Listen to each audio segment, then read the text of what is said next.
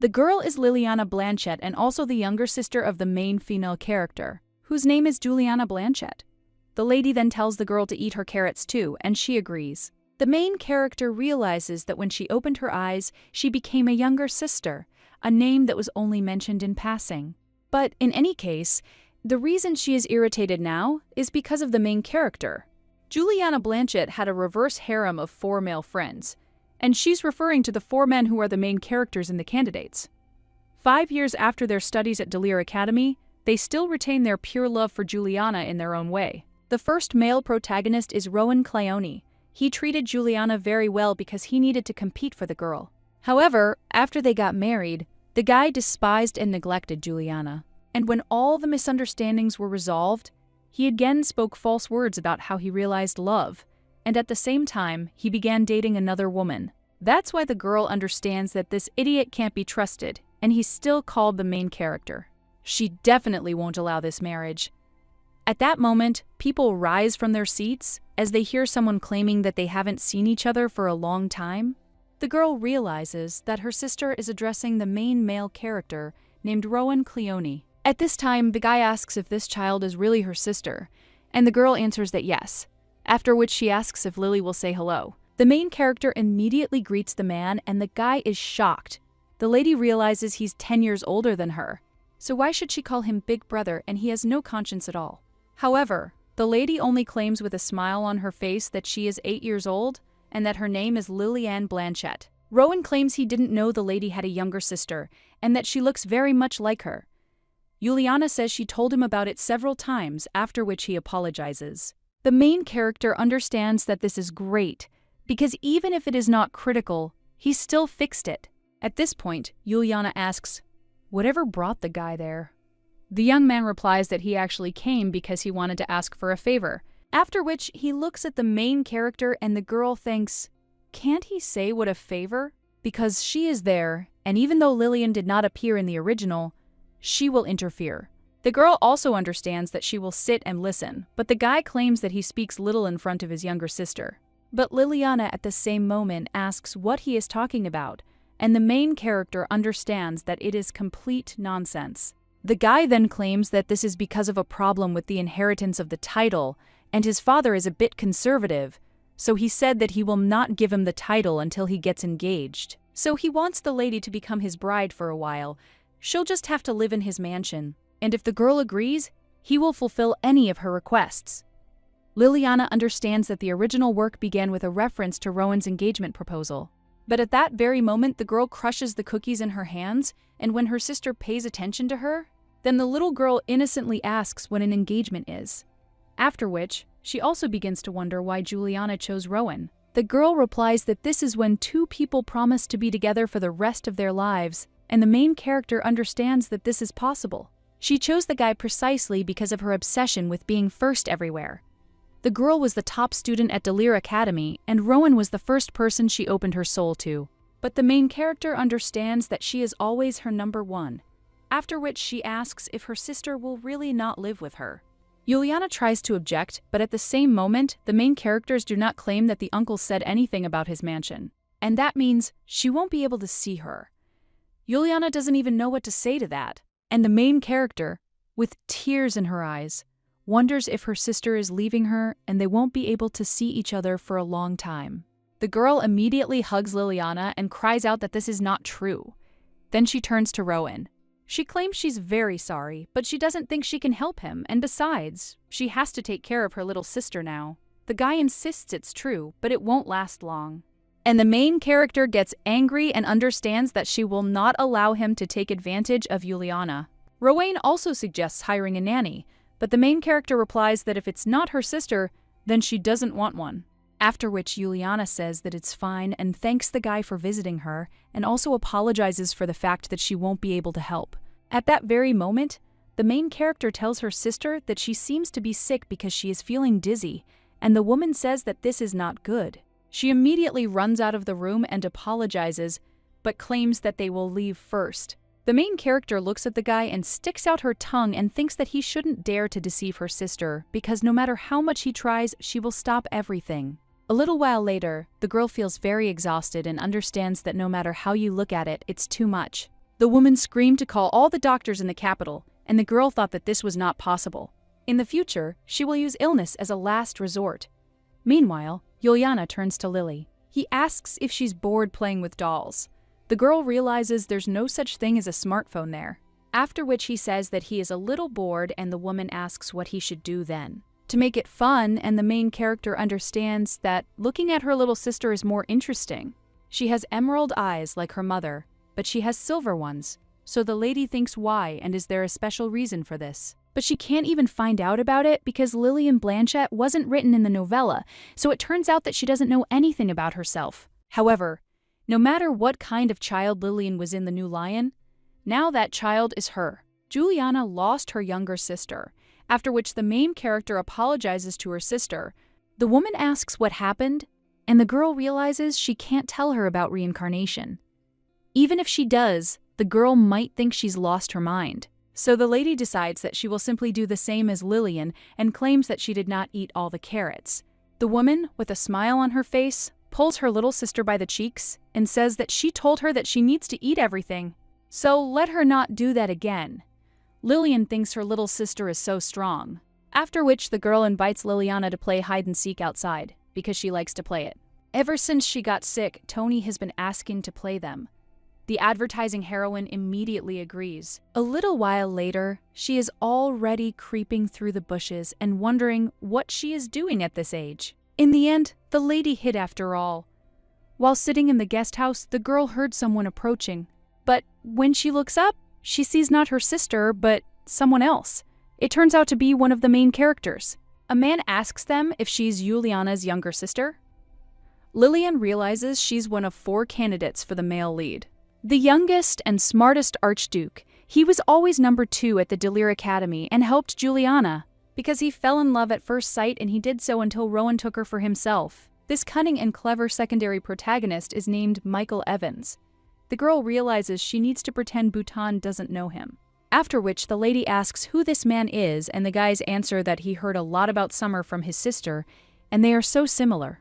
The girl understands that, however, she does not know what Lily was like because Michael did not say another word. Besides the fact that they look alike, the girl claims that her sister told her not to hold hands with strangers. The guy claims that she was raised correctly, but the lady will stain her beautiful clothes so she can take his hand and get up. Lillian replies that she is playing hide-and-seek with her sister, and the man tells her that the game is over because he found her. The girl starts to get angry and thinks why she should obey him. At the same moment, the guy takes out some kind of box, and he claims that before coming there, he bought several muffins, so he offers to eat together because he bought it for her. The main character wonders if this is really for her, but the guy has never shown kindness to anyone except Juliana. Now he bought something for her. A little while later, the girl's sister claims that there have been so many guests in recent days. Lillian realizes this is all because the story has officially begun. She's also eating cupcakes and thinking they're so delicious. She was even a little sad that no one in this mansion gave her any. Well, at that very moment, the lady's sister takes the treat from the girl's hands and also claims that one shouldn't eat too much. After all, it's bad for your body. The girl understands that she wasn't given treats for this very reason. Michael claims that since the girl is still at that age when children are actively growing, if she eats something tasty, she will grow up quickly, and the girl understands that he is saying good things. Juliana claims that Lily has poor health, so she needs to be more careful about what she eats. And then the guy asks if it's not worth eating well, so that the children have a good appetite. The girl's older sister says that her only preferences are desserts, which is why she is worried. And the guy claims that this is definitely a problem, and the main character thinks that this idiot can't change his mind so easily. So let him just give more arguments. The blonde smiles at this point, and she says that sometimes Juliana also wants to buy desserts for Lily, and besides, she also loves them, especially the chocolate muffins. After which the guy hands one to the lady. Well, at the same moment, the main character grabs the treat. And she claims she likes chocolate muffins too. The girl chews furiously on a muffin. And he wonders if this guy really thought she'd sell her little sister for some muffins. She may look 8, but deep down she's 20. Juliana puts her little sister to bed and insists that she shouldn't eat too many sweets anyway. The girl realizes that when she was 8, she ate fast food for a week and didn't fall into an eternal sleep. Michael claims he heard Rowan visited them. The protagonist understands that's why he gave her the muffin. The girl replies that yes, and he came to ask her for a favor, but when the guy asks what kind of favor it is, the girl replies that he asked her to be his fiancée. While the blonde man tries to cope with his emotions, the lady realizes she wants to eat a muffin. But the girl understands that she must show willpower, because if she wants to eat a muffin, she must ask for it like an 8-year-old child. At the same moment, the lady turns to her sister and asks her to give her a muffin, but the girl replies that it is impossible, because that is enough for today. Lillian claims that she won't give her anything tomorrow either, but the girl replies that if it's not possible, then it's not possible. At this time, the blonde claims that he would like to discuss the topic of the meeting that they will be debating, and she knows about it better than he does. Juliana claims that if he talks about this, then the topic is definitely at the parliamentary level, but the girl asks if he can discuss this with her. The blonde replies that she will soon join it anyway, and the lady does not intend to stay in the mansion all the time. The girl looks at her little sister and replies that, of course not, and the main character understands that no matter how much she gives this priority attention, but this does not mean that her little sister will sit in one place all the time, because in the Empire, she was the most talented person at the Delir Academy. The lady has always tried hard because of her obsession with first place, and the girl claims that she still needs to take care of Lily. The main character, looking at the guy, realizes that she is a little worried about his advances, but her little sister seems to want to participate in the meeting, and if Michael comes often, she will be able to eat desserts more often. The lady immediately turns to her little sister and thinks that she doesn't need to try to give up everything because of her, because she's very sorry. The girl also wondered if her sister would help this man. The blonde seemed a little hurt by the ladies call him man, and Lillian claims that help is good and she won't have to be away from it. The guy replies that it's true and the man will come himself. The girl understands that, as she thought, he quickly figured it out because this is a characteristic of his character. Then the lady says that this is good, and if the little sister helps the uncle, and how she helps her, then she will be all for it.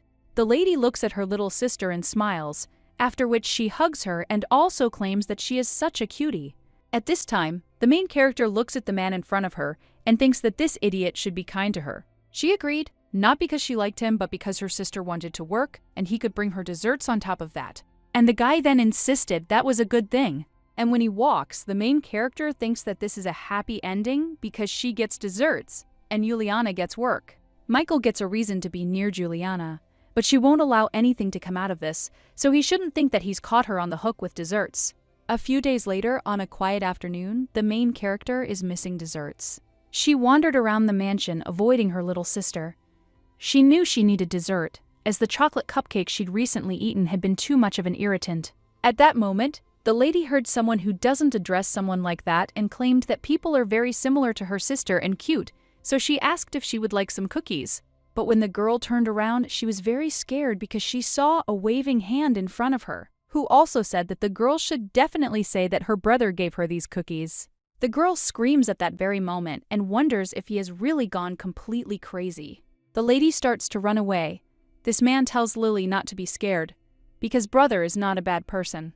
The girl starts calling her sister, but the guy asks her not to sleep with her because he still hasn't made peace with her. He also claims he'd like to fully reveal himself, but Leah is so strict with boundaries, and in any case, he once again told her not to be scared and to take it.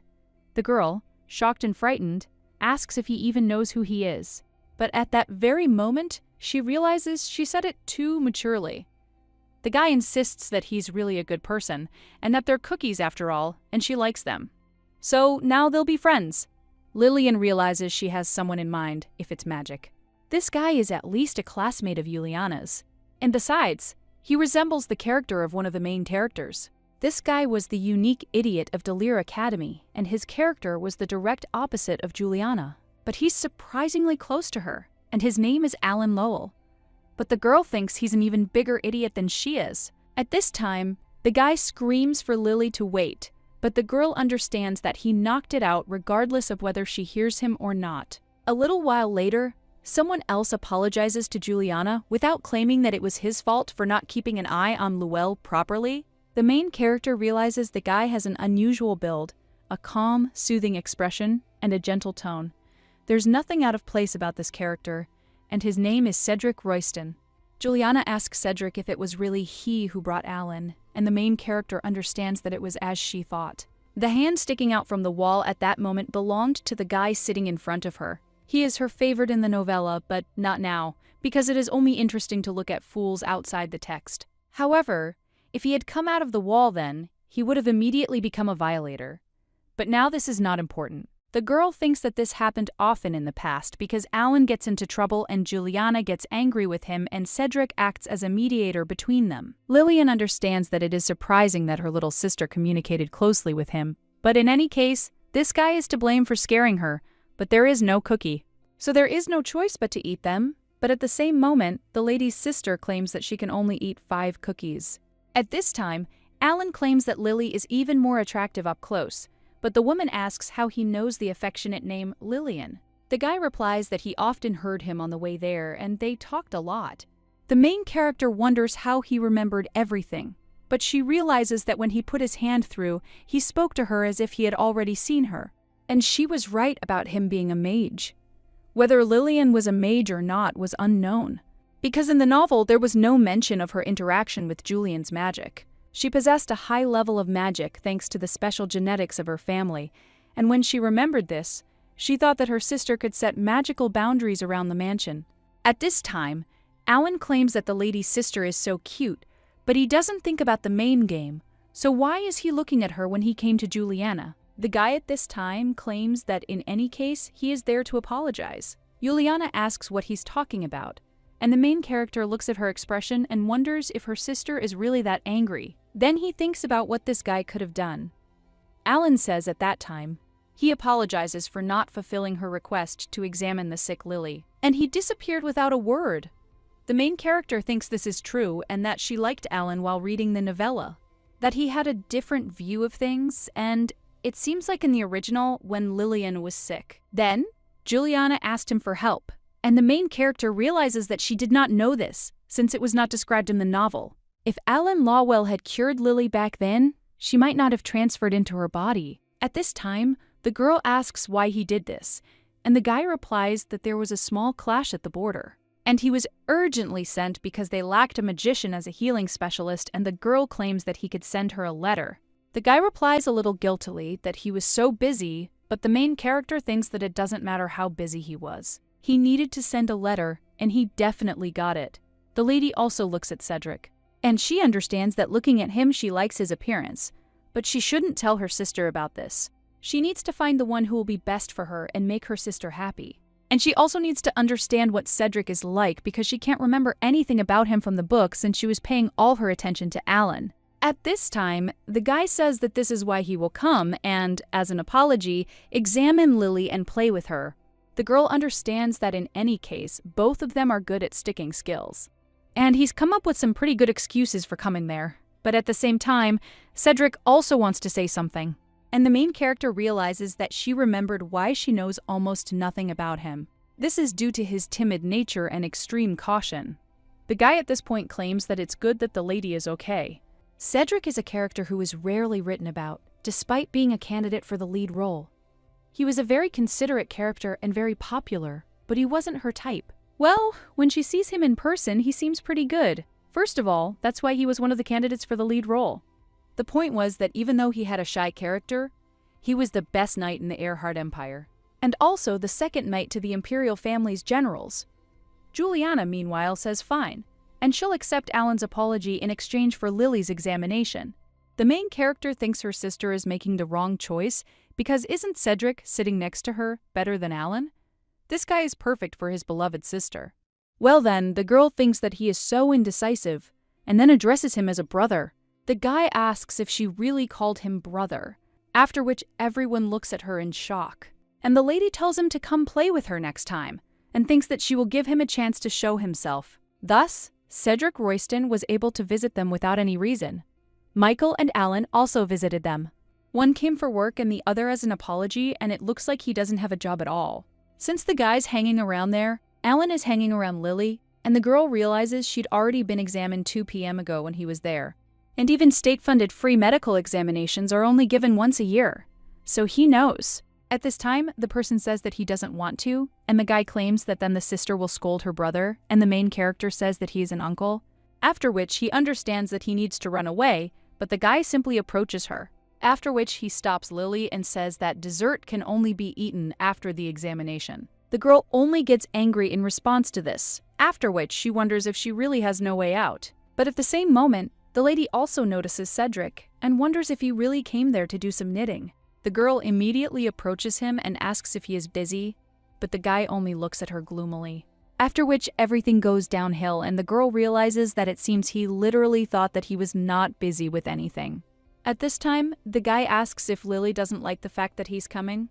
The girl replies that no, and she likes it, after which she thinks that he should always be balanced in their house. Besides, he is the best option that suits her sister, but whether to choose the girl or not should be his decision. At this time, the guy claims that he also likes Lily, and the main character understands that she cannot believe it. The fact that such a person changes dramatically when he uses the sword, but in any case from there she can observe Michael. Michael flirted like running water, carefully but naturally, and he did not cross any boundaries, while Juliana was completely focused on work matters. The girl understands that, as she thought, her sister is not so simple, and that is why Cedric and Alan do not interfere with her during work. While Alan turns to the lady and asks if she doesn't see him, the girl just pretends that he's not there and turns to Cedric asking what he's doing. The guy replies that it's called knitting and asks if Lily wants to try it too.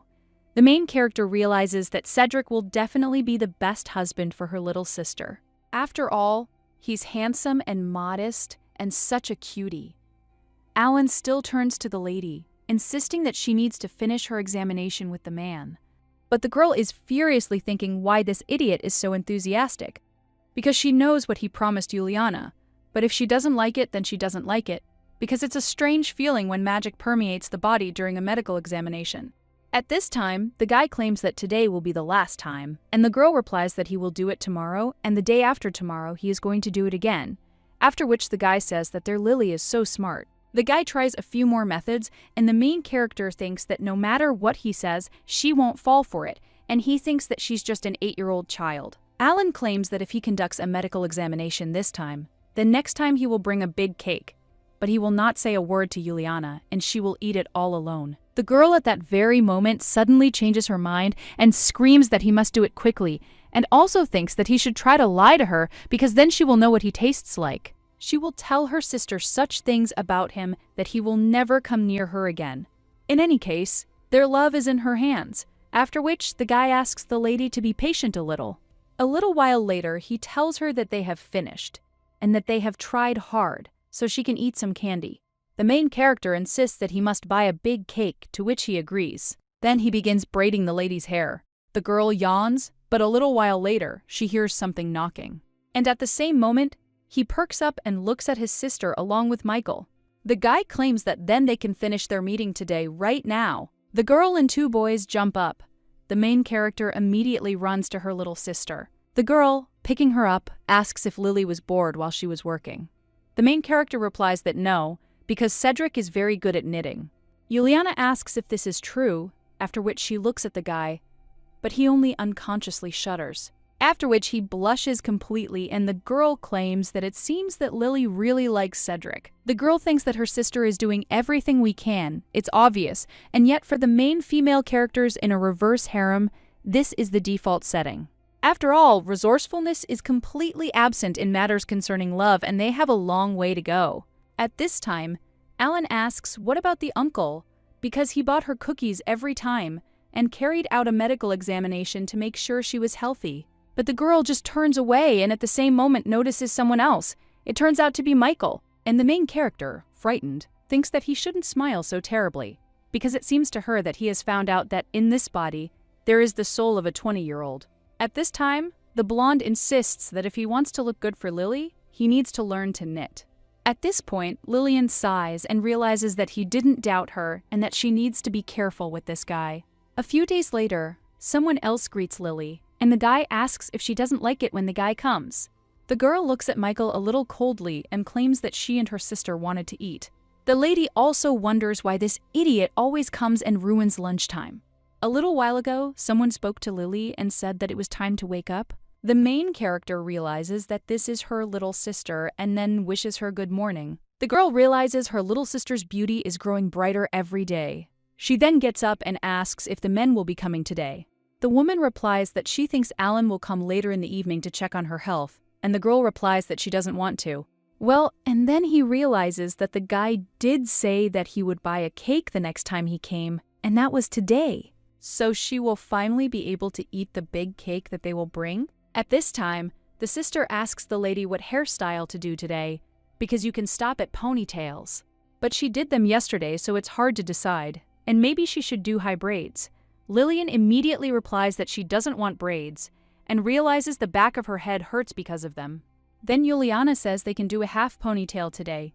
The girl gets to work. Here, the main character, looking at her little sister, thinks why she is so serious when she braids her hair.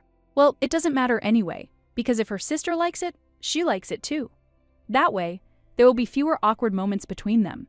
And that's what their quiet morning was like. But a little while later, Michael showed up and asked if the girl would like to have lunch with the uncle, since he hadn't had time to have lunch because he was in a hurry to come. The girl thinks what kind of idiot this is, and that her calm, peaceful lunch with her sister will become like an arena where they fight for power. At this time, the guy looks at her pitifully, and the main character thinks that whatever happens, starving him is a bit too much, after which the girl starts wondering how he knows that Koreans are weak when it comes to food. The girl also says that if he sits far away, they can go. The lady understands that, of course, she will agree, because her heart is too kind. At this time, the blonde claims that it looks like Lily doesn't really like him yet, and he suggests the girl call her brother, just like Royston. He also asks the girl about the tasty treats or desserts he brings. The main character realizes that they are incredibly tasty, and then the guy asks what Lily doesn't like about it. The girl understands that this means that she doesn't like him enough to trust him with her little sister.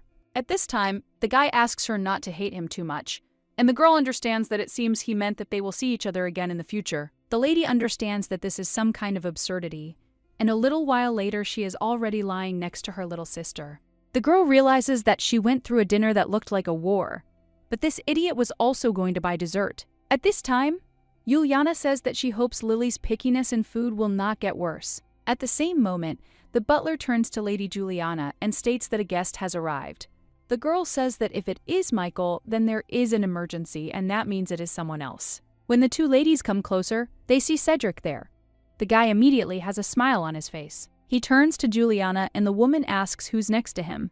Cedric replies that he brought Joshua, so that he could play with Lily today, after which he tells the guy to say hello to Lily. But when the boy approaches the lady, he claims that he doesn't play with ugly girls. The main character wonders if he really decided to show off, after which she realizes that she will show him the power of influence in this world. The girl immediately turns to her little sister and says that she doesn't like this guy, and she doesn't like the brother who brought him either.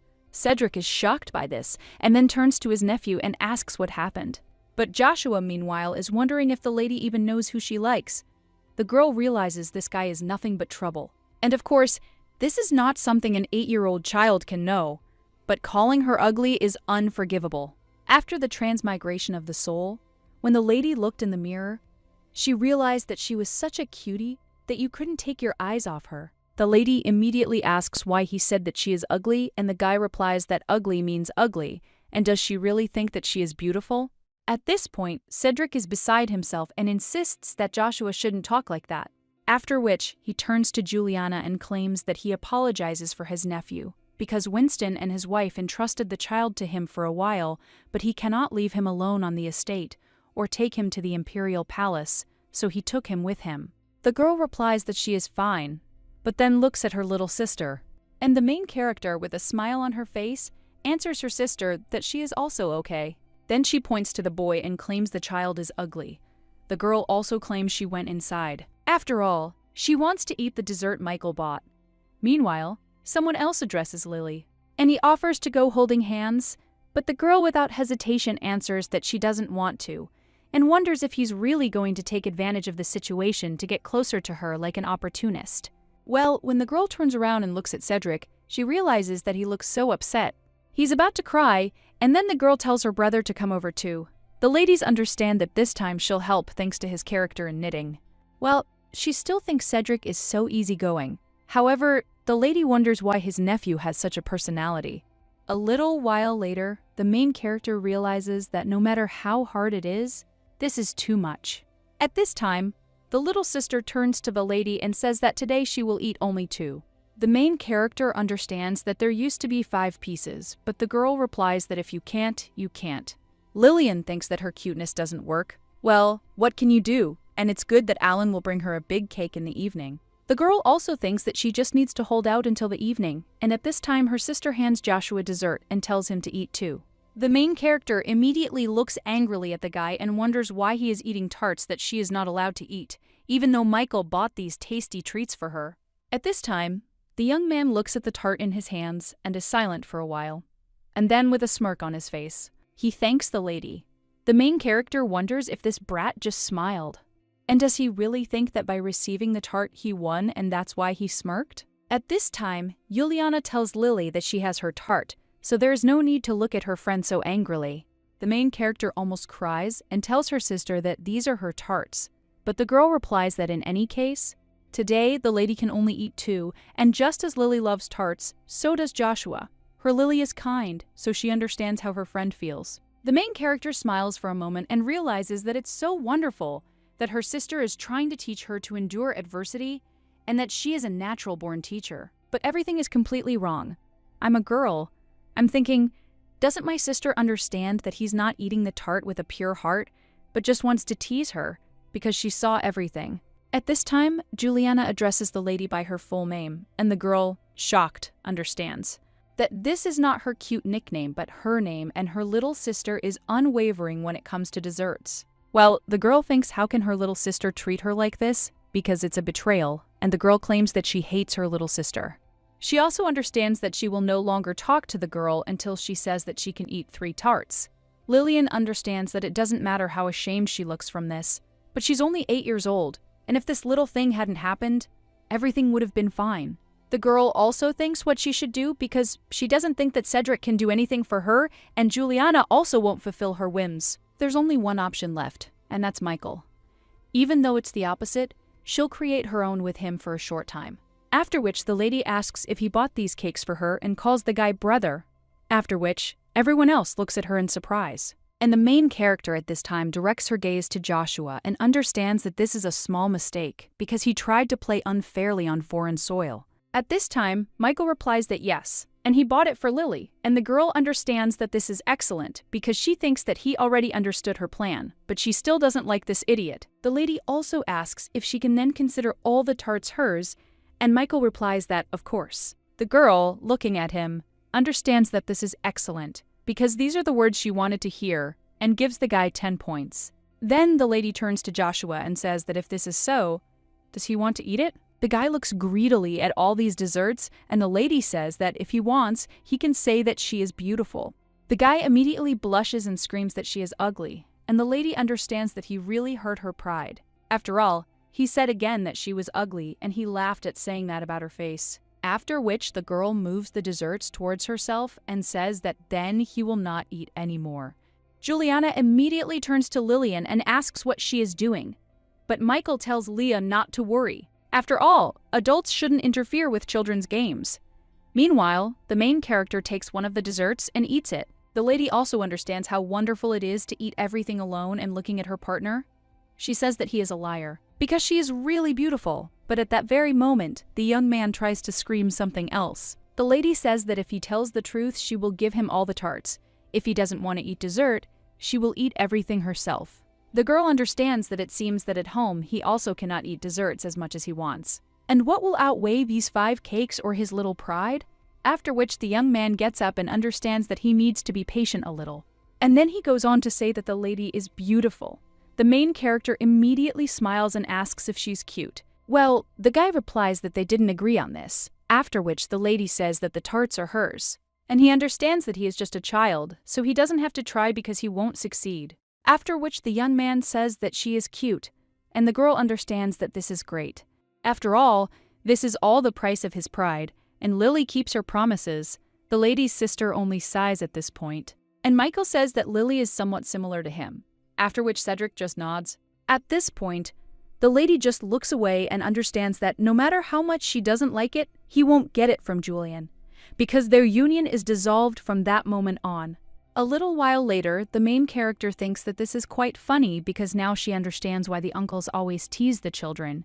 It's so refreshing, and teasing is cool. A little while later, the lady says she's Lillian, and to make him feel more comfortable, he could call her Lily, and since she introduced herself, he should too. But the young man immediately asks why he should, and besides, she knows his name.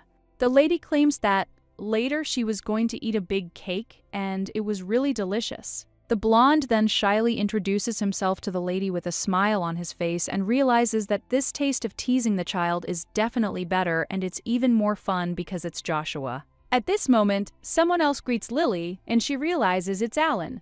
Everyone else also turns their attention to the guy. He asks if the girl chewed well, after which she thinks that he is so loud and whether their house is really a gathering place for people. And besides, the lady looks at Alan, asking about the guy, whether he has forgotten what he promised her. The guy at the same moment whispers to her that he promised that he would bring a cake, but now he hid it with the help of magic so that Juliana would not take it and the girl could eat. The main character smiles at the same moment and thinks that this is great because he also fulfills his promises.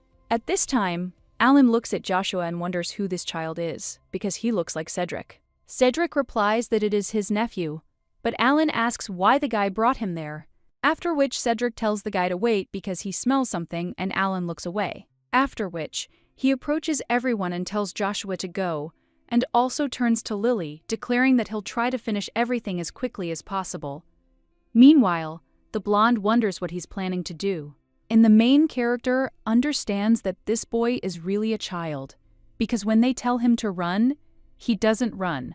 And when they tell him not to touch, he touches. Just like now, Alan said to move away, but the young man took a step closer and the girl sighed, after which he tells Joshua to listen carefully because it is very painful and scary. It's really painful, and standing so close, he'll be very scared. The young man starts shaking after that, and Alan picks up the lady's idea and also looks at the guy with a stone face, after which the lady completely frightens him and screams at him to run away quickly.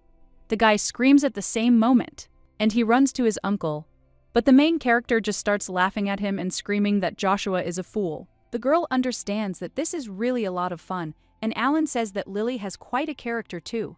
At this time, Juliana is watching her little sister with concern and says that her Lily is very happy.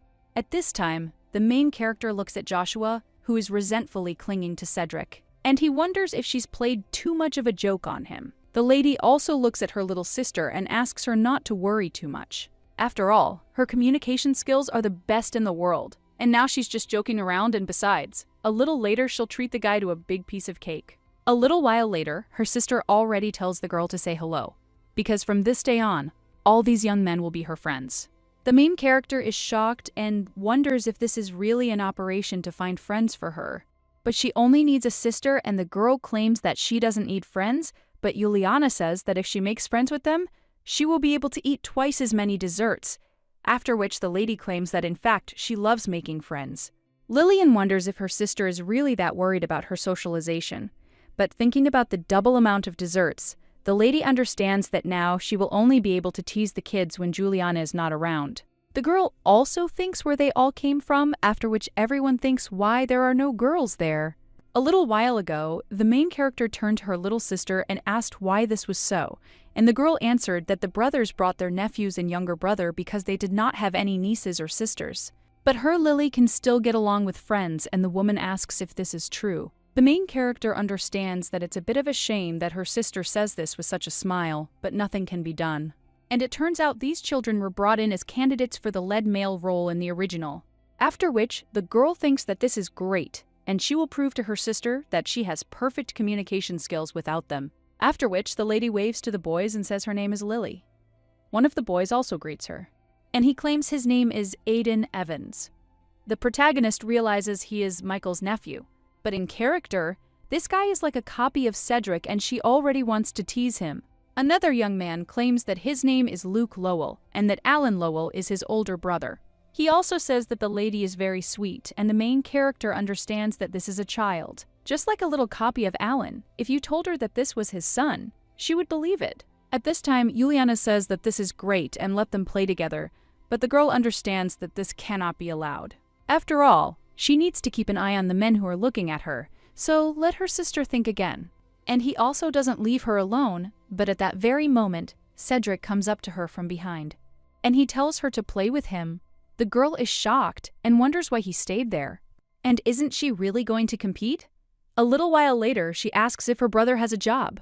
However, when she sees his disappointed face, she replies that it's not so, and asks if her brother doesn't need to be close to his sister. The guy replies that he doesn't want to disturb Juliana, and that he likes playing with Lily. Juliana immediately approaches Cedric and thanks him, because she was worried that the children would be left alone while she worked. The main character, looking at the guy, understands that he is too shy and thinks this is his answer. Lady also doesn't think that Cedric planned this, but at least Michael is no longer seducing Ani while they work together, and that's good. And now the lady turns to the other guys and thinks how she can tease them. A few days later, the blonde boy complains that Lily is teasing him again. Juliana turns to the girl and says that she should get along with Joshua, and the main character understands that she really did nothing and is now holding back greatly because this is a false accusation. The girl also asks if her sister doesn't believe her and understands that what she was joking about is true. Well, she didn't know Joshua would immediately run to complain. The woman turns to her sweet Lily, and she claims that her sister hopes that her Lily gets along well with friends, or women are wondering if she really asked her for something difficult, to which the girl replies that she did not. And Juliana insists that it's time for her to go and that her little sister will be able to have a good time. The girl realizes that, as she thought, she'll be able to play well. Then she turns back to Joshua. But the guy at that very moment flinches, and the lady realizes that she didn't intend to hit him, but was just joking. But as Juliana said, she should be kinder, so the girl asks the guy if he doesn't like what she does. The main character, looking at the young man, understands that it seems he cannot say no because of his pride. And then the lady claims that she will not do this anymore, but looking at the guy, she wonders why he has become even more gloomy. At this time, the young man asks if she is really 8 years old, and the girl answers that she is. After which the guy asks why she doesn't call him Big Brother. The girl wonders if he's really a young old man. The lady also understands that in the West, people address each other by their first names without using such nicknames. And of course, she uses Big Brother when referring to Cedric and Michael. She wonders if there's been a deviation in the novella. One of the boys asks if this is really that important to him, after which the girl claims that Luca and Aiden are her age, and should they then call him Big Brother? The guy nods in response to this, and the lady says that it's good, and from now on she will call him Big Brother. But then the girl asks when his birthday is, and the other guy replies that he knows, but it's in April. The main character thanks him and then realizes that she needs to calculate if the guy's birthday is in April and it's now May, and Juliana said that her birthday was in July. Then the girl says that she just needs to call him Appa for 2 months. After which, the lady starts laughing loudly and asks if he is really 2 months older than her and is a 2-month older brother. Then the lady falls to the floor laughing, wanting to have all the power she can. Meanwhile, the brunette says that Lily is on the right, suggesting she stop laughing so hard. Joshua, at that moment, screams out that the girl should not call him Big Brother, but the main characters do not say that he himself asked for this. The lady still can't calm down, after which one of the guys asks her to calm down a little because it seems like Joshua is about to cry. After which the guy starts crying and screaming. The main character, shocked, asks him to wait. After all, if the boy cries that loudly, the adults will come running. At that very moment, the main character's sister arrives. She immediately asks what happened, and the girl realizes that everything is wrong, and that she wasn't teasing the guy because she really wanted to. But then the lady thinks that nothing will come of it, and since that's how it turned out, she can't fix anything now. If the guy says again that it is her fault, then she will not see desserts. But then sad thoughts and memories of how the professor gave her the worst grade come to her mind. And because of this, starting from the first year of study, she already lost all hopes for a scholarship for 4 years. After which, the main character realizes that she will go into a dirty fight and also begins to cry. People understand that she did everything she could, and Cedric told her sister that it was Joshua's fault, so everything is okay. But the woman simply turned to her sister and insisted that she forbade her from eating desserts from now on. The girl realizes her reason for living has vanished, Although Lily's father, Count Blanchett, was a knight, he was always drawn to knowledge, or so they say. That's why the mansion's offices were large and cluttered. The couple had gone on an expedition and abandoned the house, so there was no one to come and clean it. In general, this room is the perfect place for Togo to hide, and the main characters do not understand that she is acting childishly and knows it. But if she does not do this, Tony will be able to let off steam. The girl understands that she feels a little guilty, but she will stay there until the evening, after which the lady hears someone entering the room. The main character wonders who it is and whether Juliana really found her so quickly, or whether she is not looking. The girl hadn't even called her by name once. At that very moment, one of the guys approached the lady, and he asks if it's Lily. The girl asks if it's Aiden, after which the guy replies that everyone is looking for her. He also says that he needs to go quickly and call the others. But at that very moment, the lady pulls him by the clothes. This makes the guy fall, and the lady wonders if she really pulled him too hard, because she doesn't think that's the case.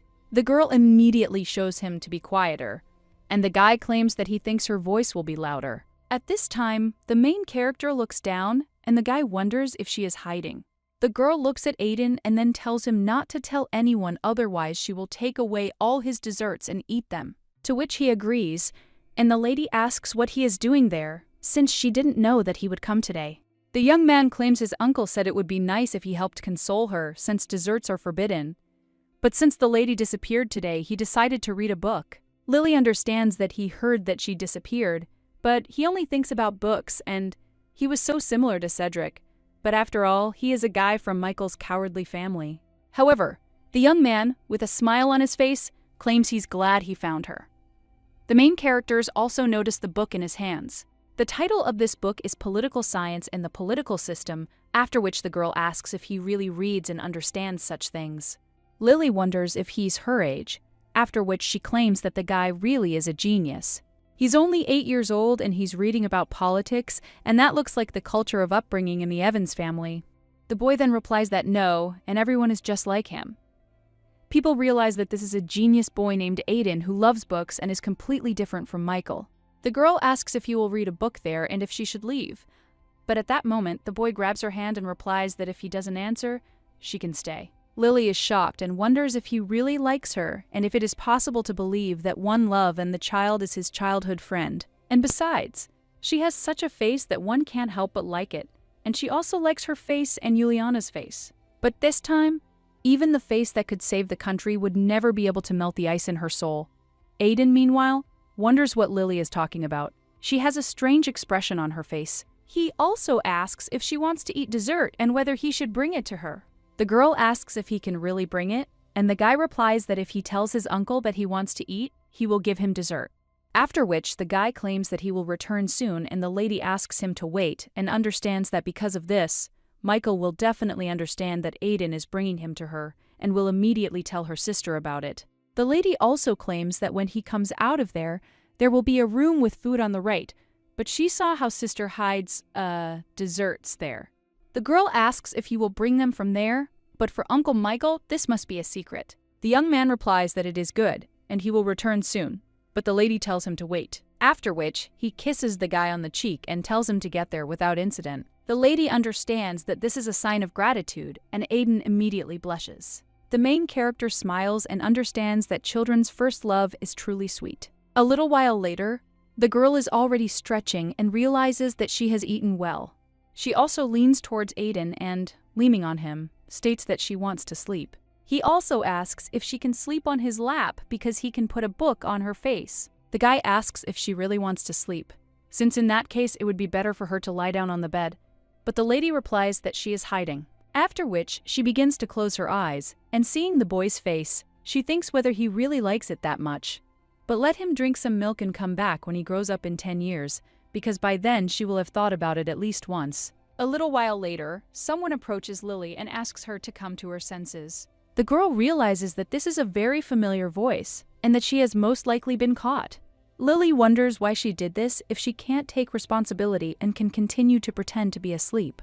At this time, the lady's sister turns to her and suggests that she get up, because she knows that the girl is not sleeping.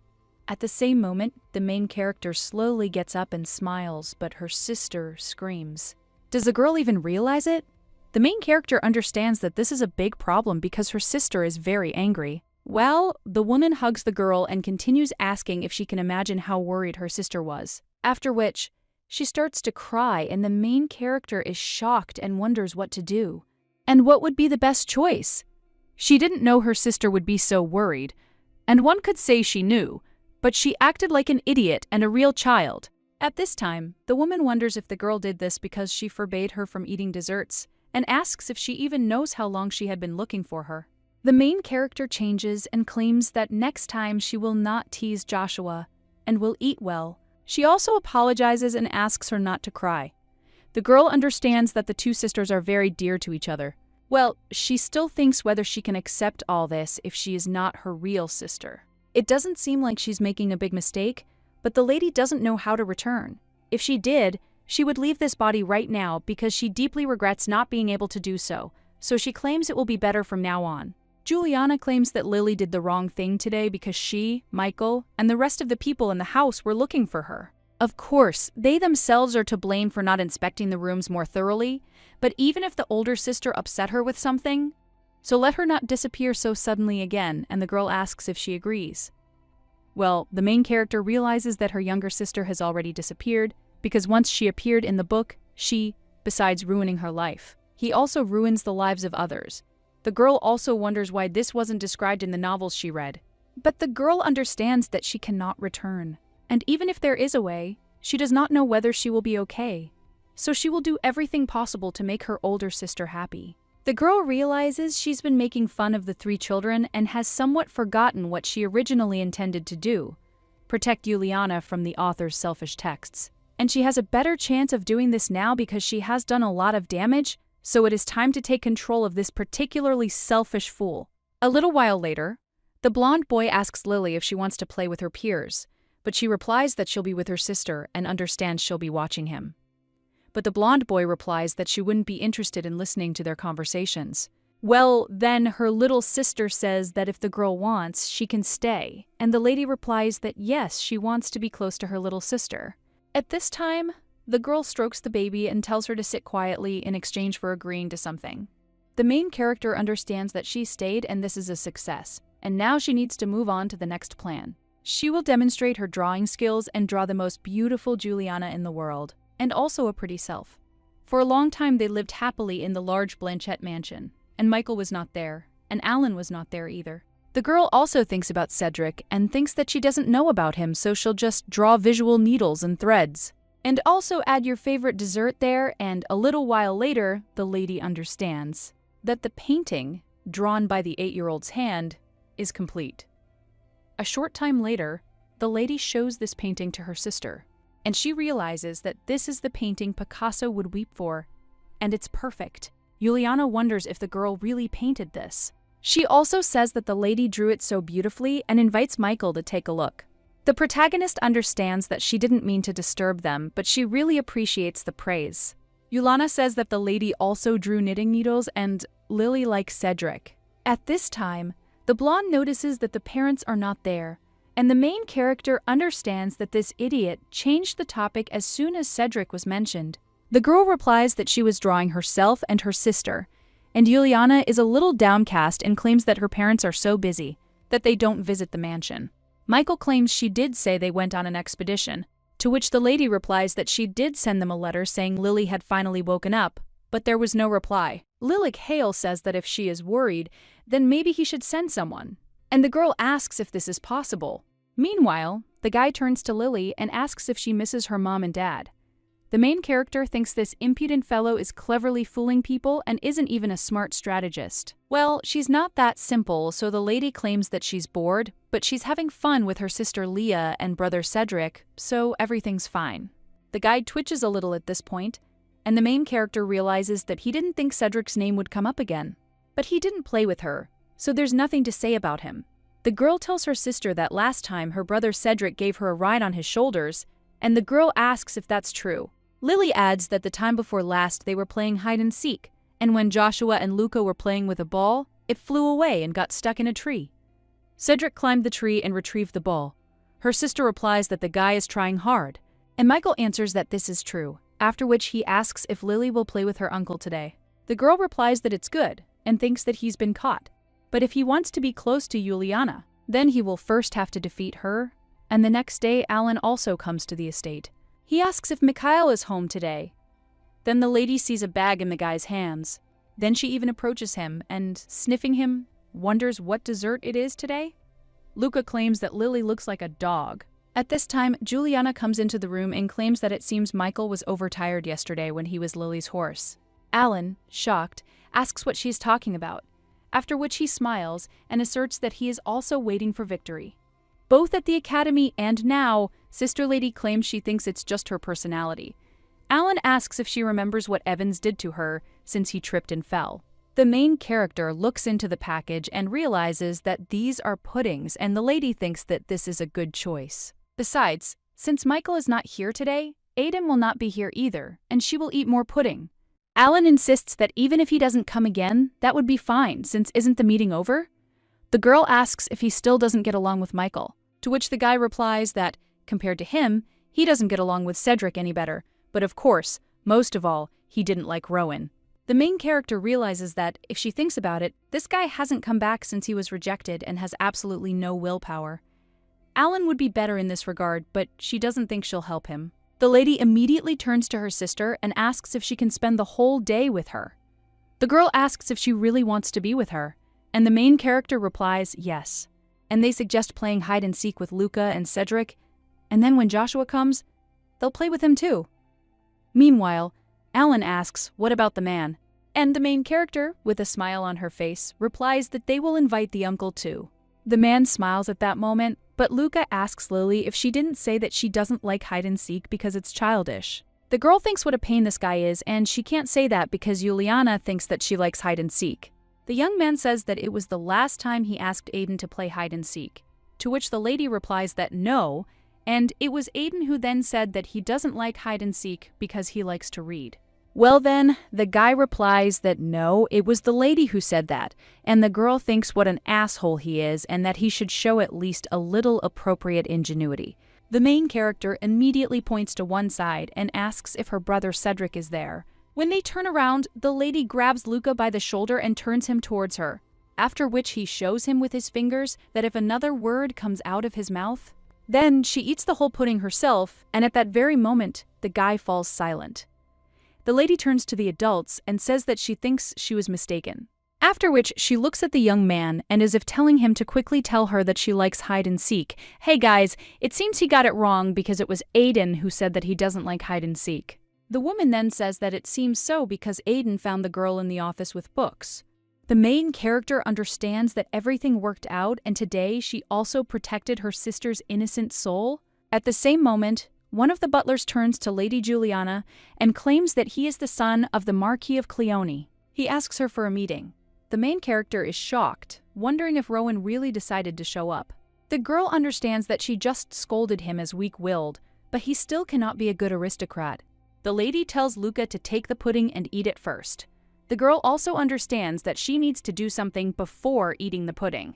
She immediately jumps on her little sister and offers to go together and also understands that no matter how she tries to change everything, history is trying to return to its course.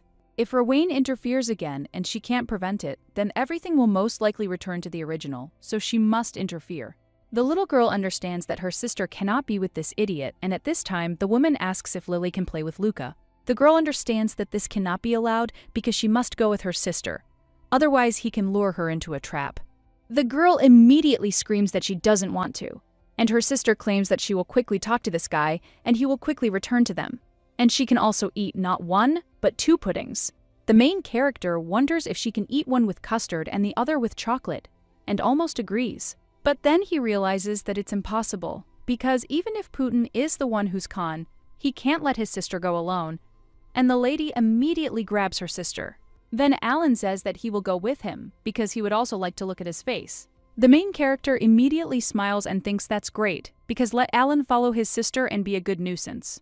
The girl also understands that he has plenty of courage, so she'll call him brother. Juliana says he can visit him later and then they can talk, since he's probably here on business.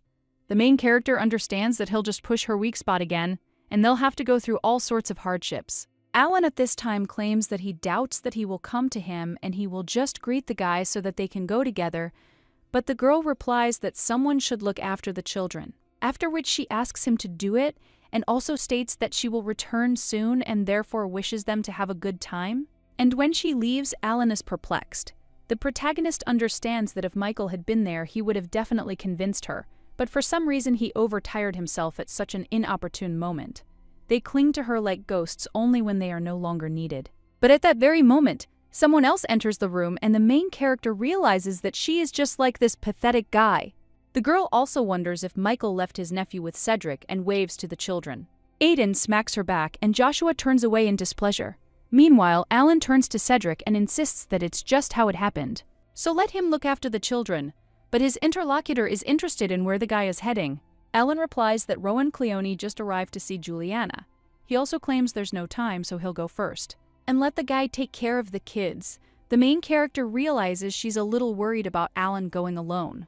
But if she goes alone, then Cedric will stop her. But if they all go together and this little thing agrees, then it might work out. But if they follow her out of interest, then, when her sister catches her, she can come up with an excuse, and then the lady comes up with something.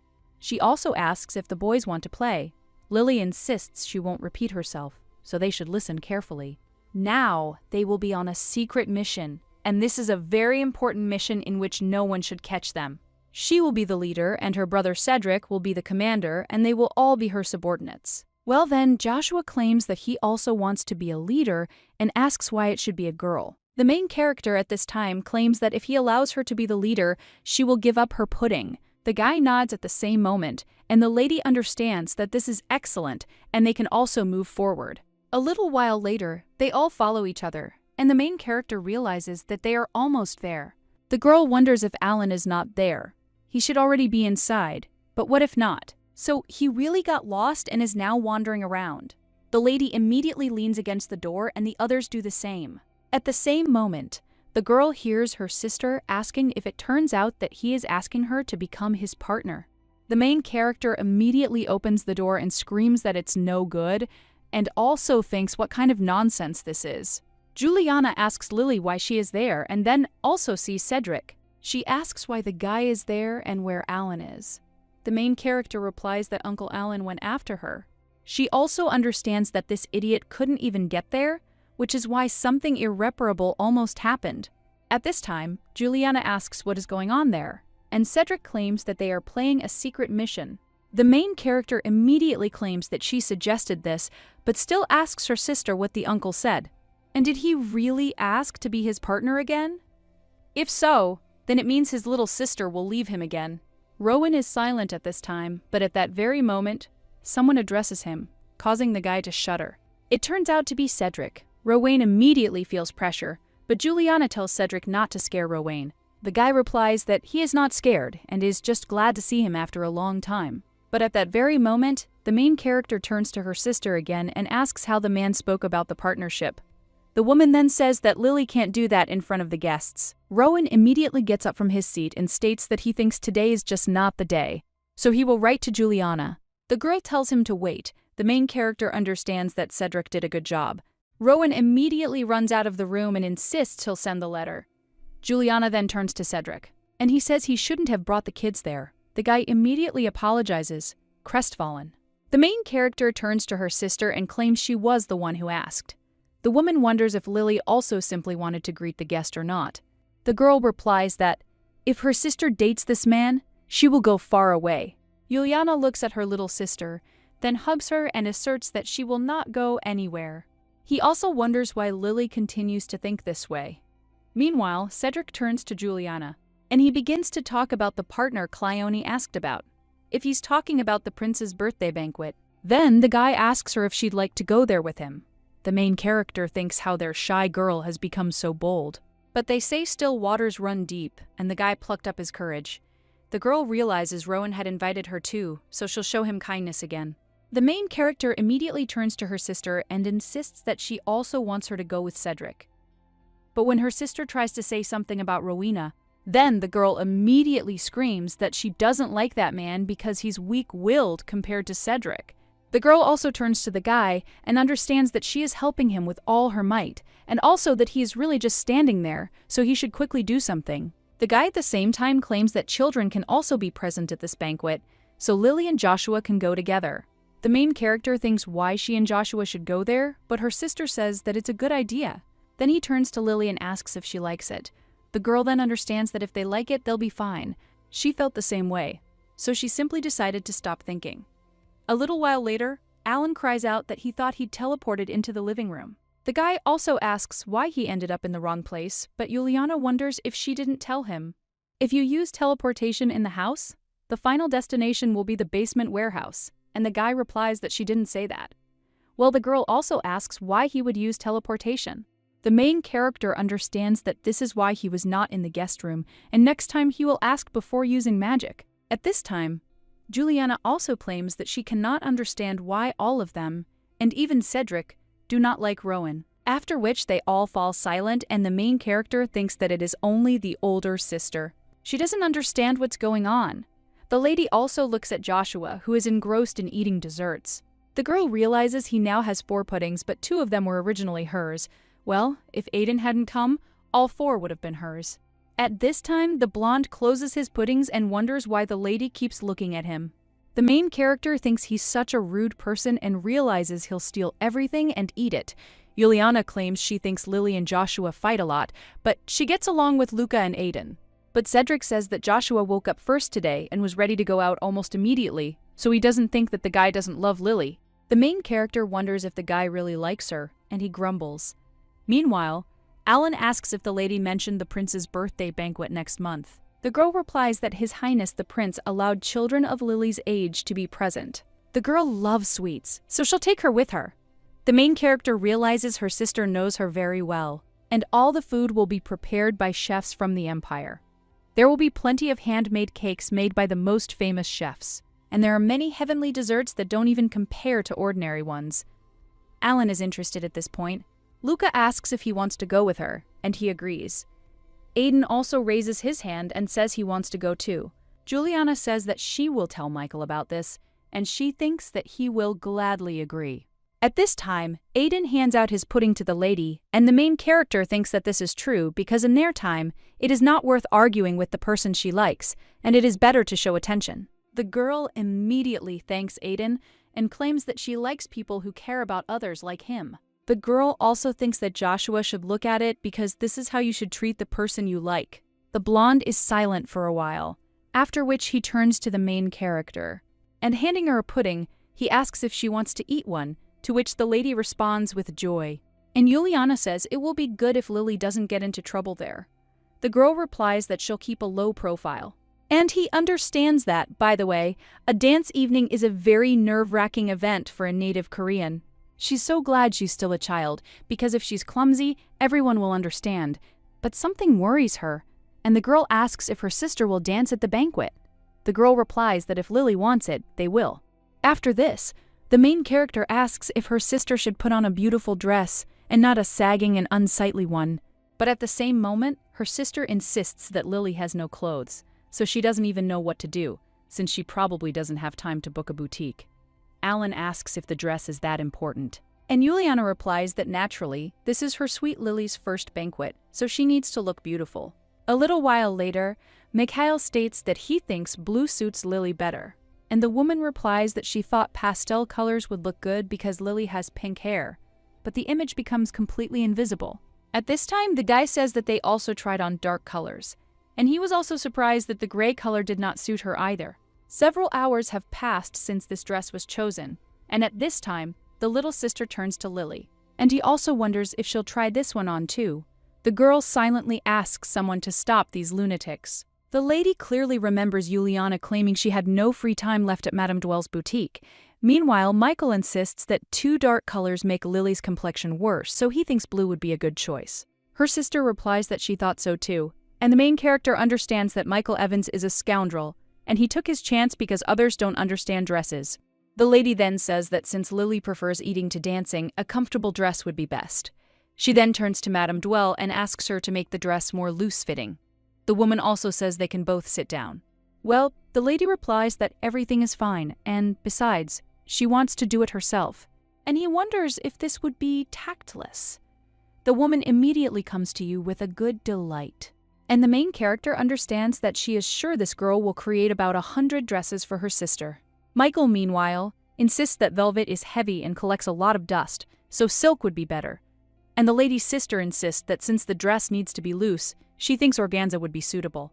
After which, the lady turns to the boutique owner and explains what needs to be done, and the woman replies that she understands. Meanwhile, the protagonist silently apologizes to the lady and realizes that her sister is being overly proactive in this regard. And the person next to her is almost the same. And a little while later, Juliana says that she is glad that Michael helped her, because otherwise she would have gotten into trouble. Alan gets up from his seat and asks if they are finished, to which the lady replies that yes, and they decided to sew first and then try it on. Cedric says that he thinks Lily will look great in anything, and Juliana replies that of course she will, because she is her little sister. A little while later, they also enter the children's room, and the main character thinks what lazy people they are. After all, while she was suffering, they weren't enjoying peace and quiet. Juliana turns to Lily and says she tried hard. Then he asks if they should go have dessert. The girl replies yes, but she tells her sister that she will eat when everyone leaves, and she wants dessert for dinner. The lady realizes they were probably all expecting dessert, but no way. They should have at least asked her once if she was okay. The girl also realizes that today's dessert is entirely hers. A little while later, the lady realizes that it seems like it was just yesterday. Finally, the day has come and soon she will be able to try desserts from the Imperial Palace. A little while later, the girl is already heading to the Imperial Palace with her sister. Juliana says that if a girl wants to go somewhere, she should definitely tell her to always go with friends, and that she agrees. Lily also thinks that her sister should just pay attention to Cedric. Well, then the main character notices that he is not around, and at that very moment someone turns to Juliana. After which, he asks for forgiveness for the fact that he was a little late. This road was blocked. So he got off earlier and ran there, and entrusted Josh to Evans. At this time, the main character looks at the guy's shirt and points out that the buttons need some work. But this is the first time she's seen anything like this. Meanwhile, Juliana tells Cedric that everything is fine. After which, she asks him to lower his head a little and fixes the guy's hair. Cedric immediately becomes embarrassed, and the main character thinks that she would even believe it. If anyone had said there was a relationship between them, Alan and Michael also approached a little while later, and the guy with blue hair claims that Juliana is very beautiful today. Sikael says that she is always beautiful. He also asks if the Emperor has yet given his congratulatory speech, and the main character realizes that the little thing has also dressed up. Michael claims he doesn't think he'll come, since he's the second prince. The main character wonders if the second prince deserves the same treatment. He is her age, but has never appeared in Naval, so the girl doesn't even know what he is like. Well then, the lady pays attention to this place and realizes that it looks like paradise. At this time, Cedric turns to Juliana and, kissing her hand, asks if she would like to dance with him. The main character understands that if she were her sister, she would fall for this, and most likely it would be a direct hit. But Juliana is Juliana, so the woman simply agrees.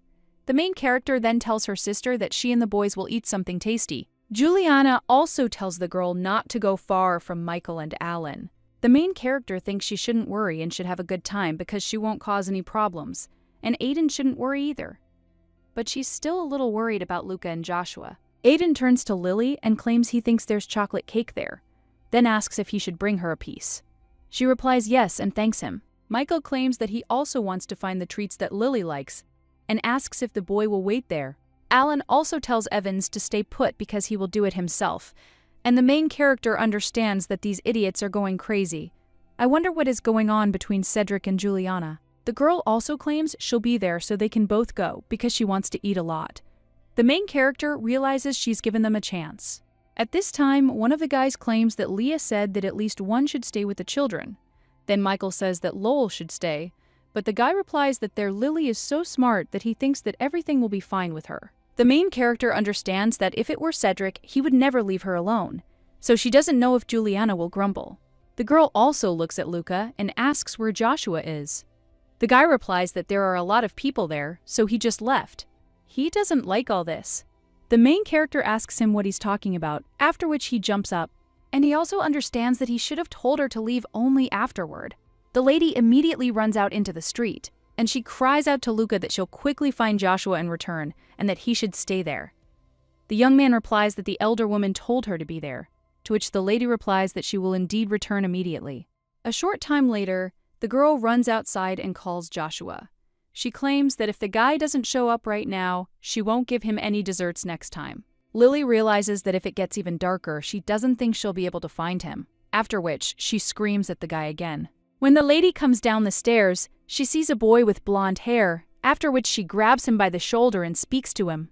Well, when the young man turns to the lady, the girl thinks that she made a mistake but does not understand who it is. At this time, the young man is wondering who this girl is, and the main character understands that this is the second prince. Lily wonders if she should address the prince respectfully, but he speaks to her informally. Well then, the girl understands that because of an informal relationship, she would not like to be left without a head, and this is a little ambiguous. The girl immediately says that she confused him with another person and understands that this is called talking to oneself and running away. At this time, the young man asks how she dared to touch him, and the girl understands that, judging by the manner of communication, he is definitely the second prince. Taking a closer look, she sees that he doesn't look like Joshua at all, because the guy has white hair and red eyes. And he even looks like a little rabbit. Lily bows and claims she couldn't recognize him right away, so she was rude and is very sorry. The girl understands that, usually in romance fantasy novels, the hero who has been transported knows the story, but she doesn't understand why she doesn't even know the guy's name. At this time, the young man asks what family she is from, after which the lady bows, and she claims that she is the second daughter of Count Blanchett, and her name is Liliana Blanchett. Well, after which they look at each other, and the main character thinks why he just stared. And is this guy also fascinated by her? Well, she already has enough of Aiden and Joshua, but at that very moment the lady again remembers Joshua and understands that her sister and Cedric will soon finish dancing and Michael and Aslan will return. When the prince turns to the lady again, she only bows and cries out that she is very busy now. If he has any questions for her, let him ask them at the next meeting. The girl leaves the prince alone and goes in search of Joshua. A short time later, the girl runs up to him screaming. She also understands that maybe she should just stop searching because they will be punished anyway, and, moreover, her strength is running out. When a lady collapses on a shelf, she realizes that she has no strength at all because she hasn't had dinner. But at that very moment, someone approaches her, and the lady realizes it's Joshua. The main character immediately screams out to him, and she wonders if he even knows how long she's been looking for him. Recently, the guy was sitting in a tree and heard the lady screaming at him. He claims that he heard her calling him recently, and the lady says that if he heard, then why didn't he answer? The girl hits the guy on the head and thinks what a child he is. Then the lady drags him along with her, and she understands that she is also babysitting this idiot. But he was sitting in a tree. Although she looked for him so diligently, the guy should be glad that she is not Juliana. At this time, the blonde screams out why the girl hit him, and the main character is about to answer something. But at the same moment, the guy gets scared, and the main character freezes, and also understands. It turns out that she did a bad thing, but she is also 8 years old, but she still spoke very angrily. After which the girl lightly hits the guy on the head and asks him not to do that again. Because, does he even know how difficult it was to find him? Aiden turns to Lily at this time and claims that he didn't think the lady would say that. The main character, looking at the guy with dessert in his hands, thinks he's such a wonderful boy, and has already learned what she likes and brought only what she likes. The girl also asks what's wrong with her little sister, and the guy replies that she hasn't returned yet. Well, the main character wonders if the dance music hasn't ended yet, after which the young man also claims that his uncle has just arrived. Michael immediately pushes his friend, and Alan turns to the lady and also claims that she promised not to go anywhere. The girl just points at Joshua as if telling him to look, because the reason is this guy. Michael says he doesn't think he should have left, but the girl did a good job of finding Joshua. The main character claims that the uncles left them to look at their little sister, and if she says so, then it's still okay. Lady realizes she didn't intend to say anything at first, but her search for Joshua has ruined her promise. Michael asks Lily to think carefully, as she was the one who said they could go together. Meanwhile, the girl insists that Juliana doesn't like people who make excuses. The girl also hands one of the desserts to Joshua, and the young man takes it and claims that he really hates her. The main character says that if Joshua lies, he will grow a ponytail, and at that very moment, the guy looks at his back. And the main character starts laughing?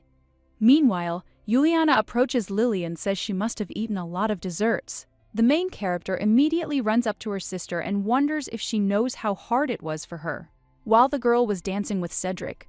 But when the main character looks at the guy, she notices that something has changed in him.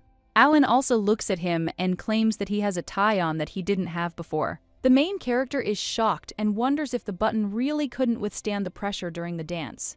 The guy claims that he wore the same tailcoat that he wore several years ago. And Juliana adds that they were tidying up the place, which is why they were late. Alan immediately claims that they should have gone to the guest room first, and the main character thinks, did they really feel it too? After all, it was a weak but no less embarrassing, slightly tickling atmosphere. So the chaotic ball for them ended and everything returned to their peaceful everyday life. After the ball, relations between Juliana and Cedric improved. Michael Besco was relieved by this, and he sent Cedric a strange and unimaginable outfit as a gift. The girl understood that these clothes did not suit him at all. A little while later, Aiden approaches Lily and asks if she'll be sleeping there too tonight. She replies, no, and that Luca and Joshua are actively playing ball, but Michael and Alan are not there, so she's bored. The main character understands that Juliana and Cedric spend time alone together, and the girl thinks whether they will be jealous when they find out about this, because everyone wants to get Juliana's love in order to marry her. The girl immediately gets up from her seat and asks Aiden if he likes her and if he wants to marry her. The guy is embarrassed by this and insists that's just how they say it. But the girl interrupts him and insists that to marry her you need a lot of money. He should also allow her to eat 5 desserts every day before they are also strong and smart. The lady also thinks that the guy should cheer up. But as she thought, a child is a child.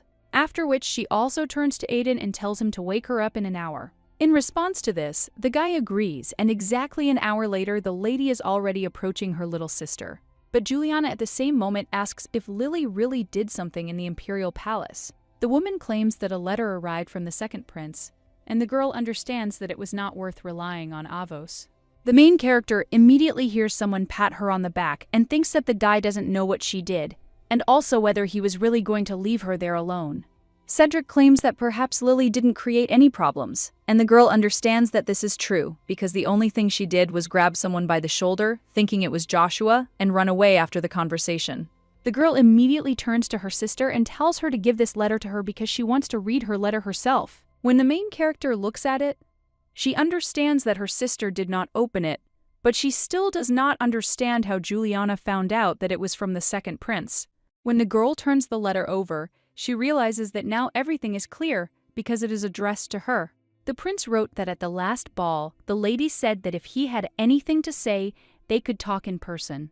So he writes her a letter and he would like to apologize for his rudeness towards her last time, because he didn't have time to tell her this then and now.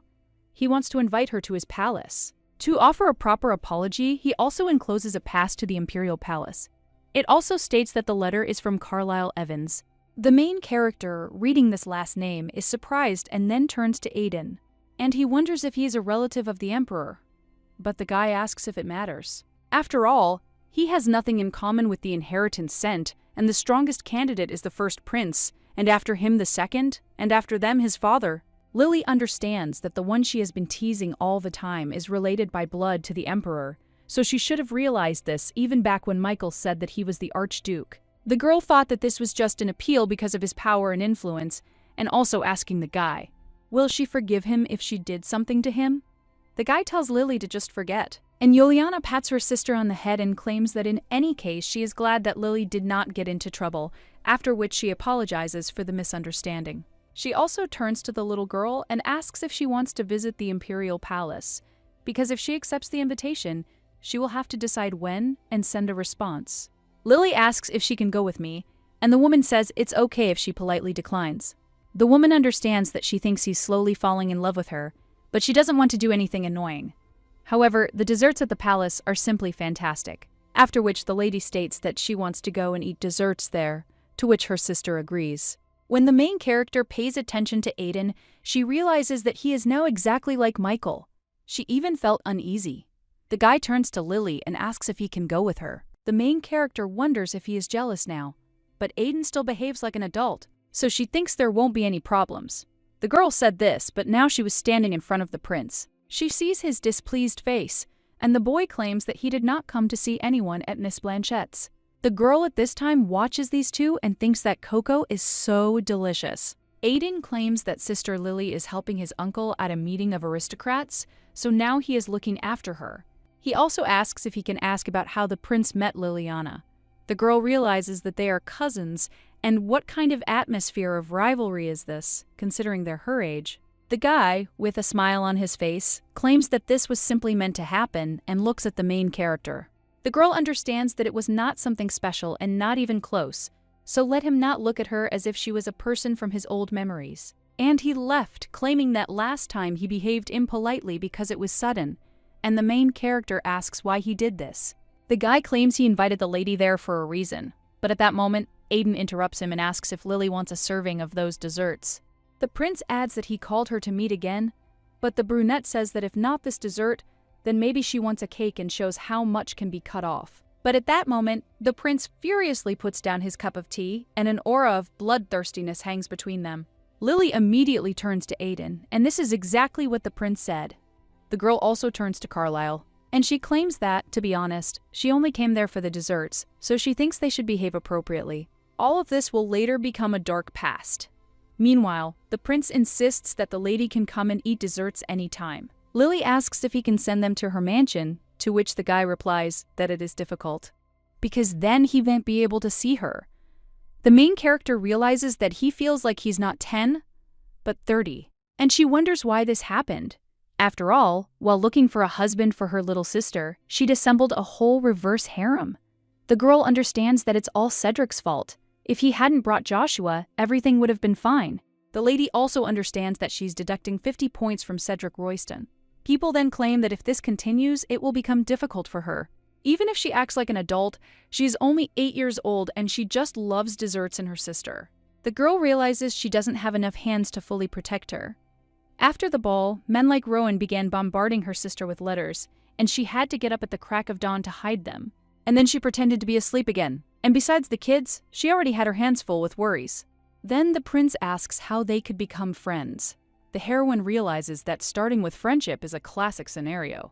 And the guy claims that every week he will send the imperial pastry chef to her. The girl immediately smiles and replies that this is great, because then from this day on they can be friends. At this time, Aiden tells Lily that he can send him, but the main character thinks that the guy should relax. After all, in her eyes, the two of them are objects of ridicule. The girl also tells the prince that they will decide that way then. Well, the guy suggests calling him by his name, and the main character replies that she understands, after which she does so. The lady claims that since they are now friends and, in order to become closer, maybe she should also speak less formally. The lady understands that she is the only one using respectful speech there and that this is unfair, to which the guy replies that he didn't even think about it. And he definitely likes it. The main character realizes she was trying to make fun of him, but the guy has a smile like a rabbit, after which the girl says that it's great now.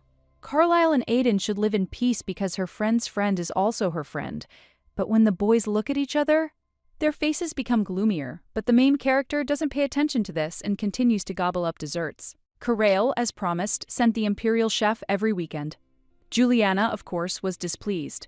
The girl understood that she couldn't send the cook or the desserts back because it was sincerely from the second prince, and she couldn't watch how many desserts Lily ate. So the girl set up rules for sharing desserts, and when the cook came, 3 children were invited. Well, the main character understands that even this cannot cool her love for desserts. But at the same moment, the lady feels some pain and understands that another problem has arisen. Aiden at the same moment asks what happened, and Joshua asks where it hurts. The girl sees an expression on Joshua's face that seems to say that he knew it.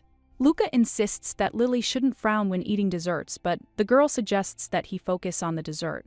Aiden excitedly asks if Lily has a toothache, and the main character mentally asks them to be quieter. The girl says that they should listen carefully because this also concerns them, and if her sister hears this, then she will definitely say that she told me to eat so many desserts. And from today on, she can no longer eat sweets, and desserts will also be banned, and she also told the imperial chef not to come. The girl says this is what's going to happen and asks if they figured it out. Luca then asks what to do, and Joshua asks why she doesn't get her bad tooth pulled. The main character thinks this Joshua is just like always, but she still doesn't understand what to do and whether it's possible to cure a tooth with the help of magic, since there is no modern medicine there. Aiden claims that it will be worse if she leaves everything as it is. Hey, the girl understands that she knows. After which the young man asks how about asking Togo's older brother Luke. The main character understands that this is Alan and when they will be alone at the medical examination. Then she will get a chance, and one day the lady turns to Alan as an older brother. The guy immediately becomes shocked and asks why the girl suddenly called him brother. The girl asks if he can fulfill one of her requests, and Alan asks what it is. He also asks if the girl wants more dessert or to see magic. She should also remember to tell Juliana that her big brother is so cool and played with Lily. But the girl replies, that's not it, and that he should promise not to tell his sister about it. The guy asks what she's talking about, and she insists that he first promises not to tell, to which he agrees. The girl whispers that she has a toothache, but she wants to continue eating desserts. After which, she asks if he will help her. The guy then turns to Lily, and with a kind smile he asks if she will then call him Big Brother. The main character understands that he also wants to use her to score points in front of Juliana. After which the lady says that this is only for one time and tells the guy that this is why she should brush her teeth well, and the lady says that she will do so in the future. The guy also claims that he doesn't like that Lily calls him Big Brother only when she needs something, and the girl wonders whether he will cure her or not. After which the young man says that for this reason, the lady should call him that only when she really wants it. Even if she doesn't call him Big Brother on purpose, he will still do what she wants. The main character understands that magic is better than modern medicine, and she did not feel any pain at all. The girl understands that he is such a kind fool, and she forgives him for scaring her at their first meeting, after which she hugs the guy and thanks him. The guy smiles in response to this, and a little while later, the girl returns to her sister. Juliana asks if they have finished the medical examination yet, and the girl happily answers that yes. Juliana also says that mail has arrived for Lily, as well as an official document about a referral to take a magic test. Michael claims that Aiden got one too, and Alan claims that Luke got one too. But children grow up so fast. The main character asks if this is really a magic test, after which she wonders if these two also got it, and that means all children who have turned 8 years old must take this test. The girl also asks what's so good about it, to which her sister replies that it's all to determine whether she'll go to the academy later or not.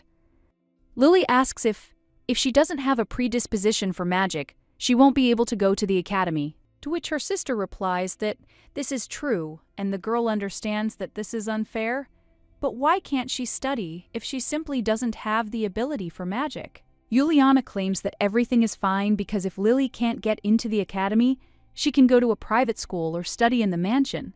Lily understands that the academy can in any case only be dedicated to people who know how to use it. Alan claims that sometimes even people like Royston, with uncontrollable magic, are accepted. This is probably because he's a monster in every way. When the main character looks at Michael's face, she wonders if he is jealous even because of a simple conversation about Cedric. At this time, Juliana turns to Lily and asks if she wants to go to the academy. The girl understands that when she read the novel she had various fantasies, but she does not know whether she has magic or whether the marriage about entering the academy occurs 7 years after the story. At this time, Alan is wondering when the exact date of the test is because Luca immediately threw the letter in the comments that he was unable to read it. Michael claims that in a month, and Alan asks what the exact date is, but his interlocutor wonders why he doesn't find out for himself.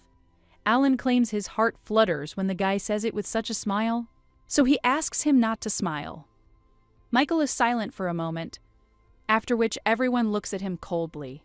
The main character understands that she cannot believe that he brought Michael to this, and this is Alan's hidden power. Juliana, who needs to be near her, is also worried, but at that very moment, the girl turns to Lily.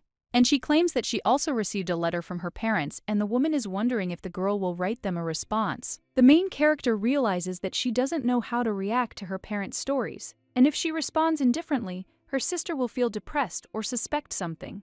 If she were reborn there wouldn't be such difficulties, And if Liliana from the original had dreamed of her and told her that everything would be fine because this body was now hers, then life would certainly have become easier for her. The girl says that a little later, when everyone leaves, they can read it and her sister agrees. The girl understands that most of the texts in the Blanchett couple's letter concern Juliana.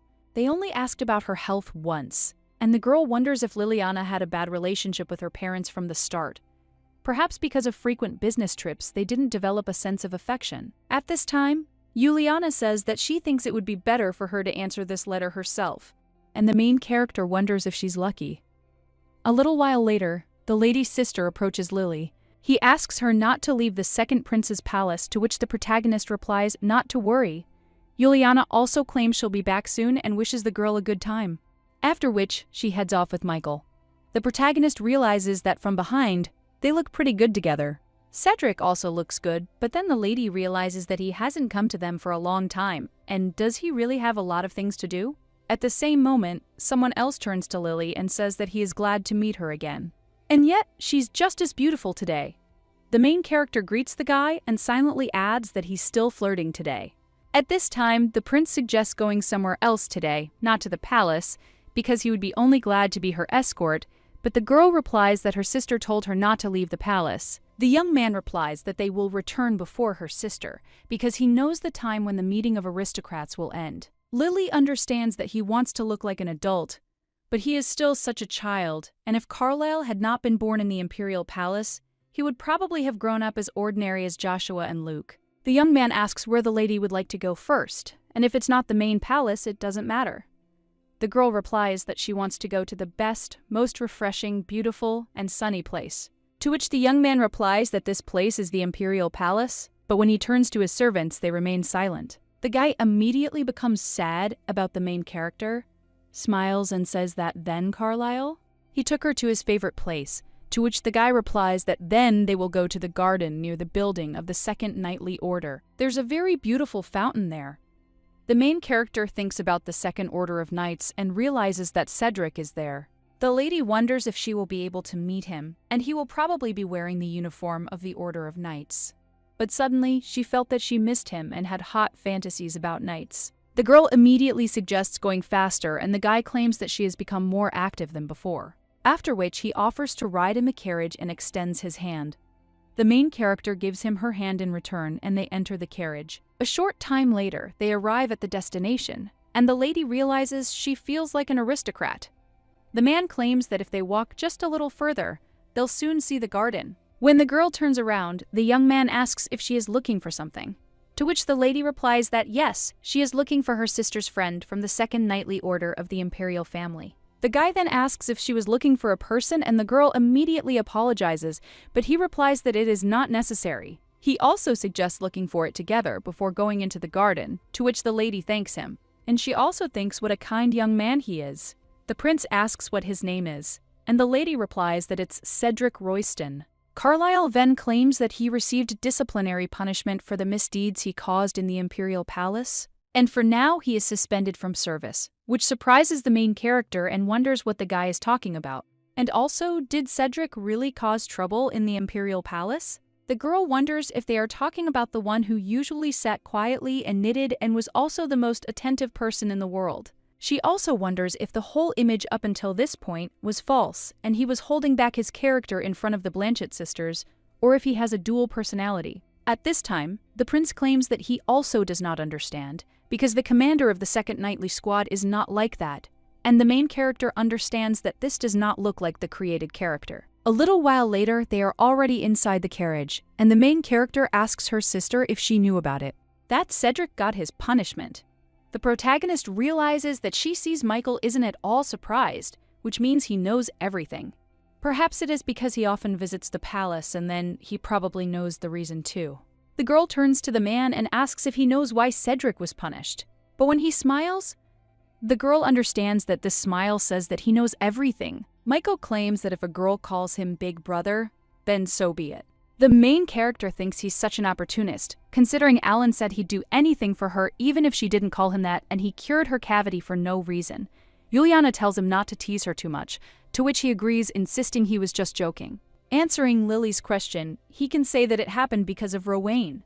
and the main character thinks why this guy was there. Michael claims that he heard that Rowan briefly visited the Imperial Palace and he thinks that this is what caused the problem.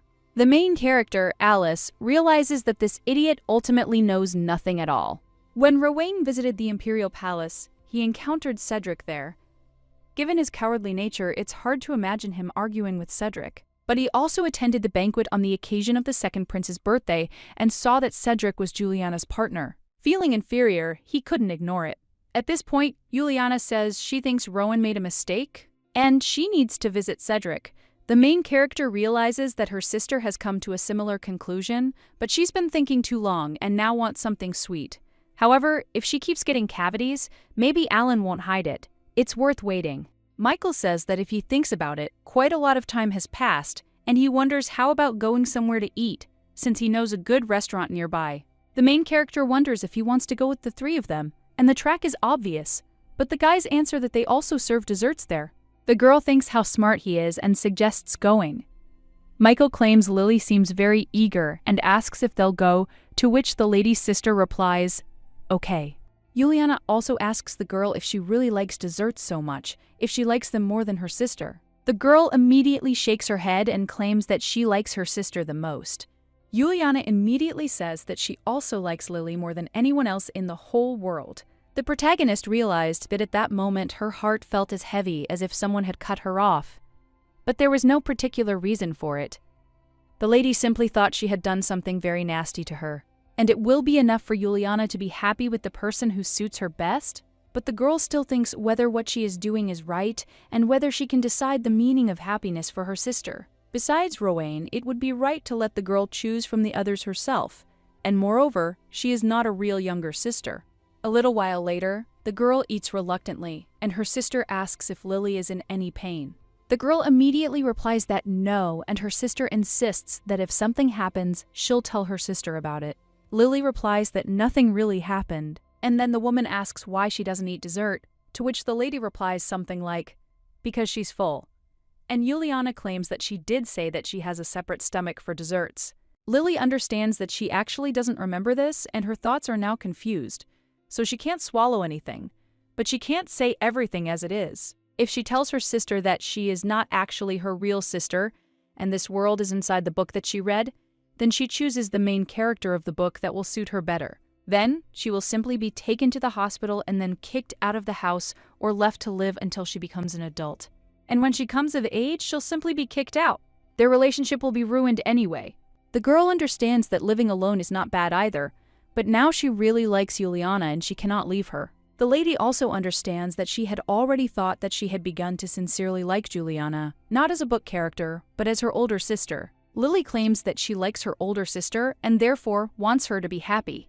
After this, Juliana turns to Michael and apologizes but states that they will step away for a while and asks if he will wait. The main character understands that she would be fine even if the girl left her alone. But of course, this will take a lot of time and there will be no ideal solution to the problem, because sometimes depression will roll in. However, her sister does not want to leave her alone, and when the girl bends down in front of Lily, then he asks her to look at her little sister. The main character understands that this is the kind of person she is and it's simply impossible not to love her. The girl is the one who said that she likes her more than anyone else, after which the main character apologizes to her sister. And she realizes she didn't want to take her sister's place. The woman wonders if something has happened in the Imperial Palace. The girl replies that no, and her sister asks if it is because of all those letters she hid. Just as the main character is about to answer that she doesn't, she suddenly screams in shock and wonders who she heard this from. Juliana tells Lily not to worry because she's not mad at her. She was interested in what the girl does every morning, and the main character realizes that she saw everything. Juliana asks if Lily doesn't want her to date someone. And the main character wonders if her older sister was not slow-witted, and she believed in it and also thought that she was acting smart. But if only she knew why she did it. After all, above the one running, there's the one flying. Juliana tells Lily that everything is fine, and she did say she likes her little sister best of all. The main character apologizes to her sister once again, and she turns to Lily, and also claims that, compared to the time when the lady was a baby and could not speak, now they can have a sincere conversation. That's why she wants to do whatever Lily wants, and under no circumstances wants to date someone she doesn't like. She thinks that Lily, unlike her, is a good judge of character and will help her meet a good man. The protagonist realizes that instead of scolding her, her sister asked for her help. And in order for gentle Juliana to be happy with another person besides her, she is ready to help as much as needed. The girl also says that in exchange, her sister should tell her if she finds a man she likes, to which she agrees. The girl understands that a similar day will come when she will repent, worry, and be afraid. But she still can't abandon her little sister, so under the pretext of making her happy, she will hide her worthless feeling of remorse. A little while later, they return to the restaurant, and the main character realizes that her dessert is still there. The girl also understands that he looks better than before, and Michael claims that he asked to change all the desserts to new ones. Lily realizes that sometimes he goes beyond her imagination. Meanwhile, the lady's sister asks if the girl will eat now. And the main character nods and also understands that today is the day when Juliana allowed her desserts, so there is no need to think anymore, and she will focus only on this. The eclair that the lady ate was sweeter than ever, and it was so sweet that it became bitter. A few days later, Cedric visited their mansion as if nothing had happened. Looking at him, the main character wonders if he's gotten even bigger. And while he was suspended, all he did was train. Meanwhile, Juliana says Cedric has gotten even stronger, in response to which the guy is embarrassed. The main character thinks what he is doing because while he was gone, Alan and Michael scored points.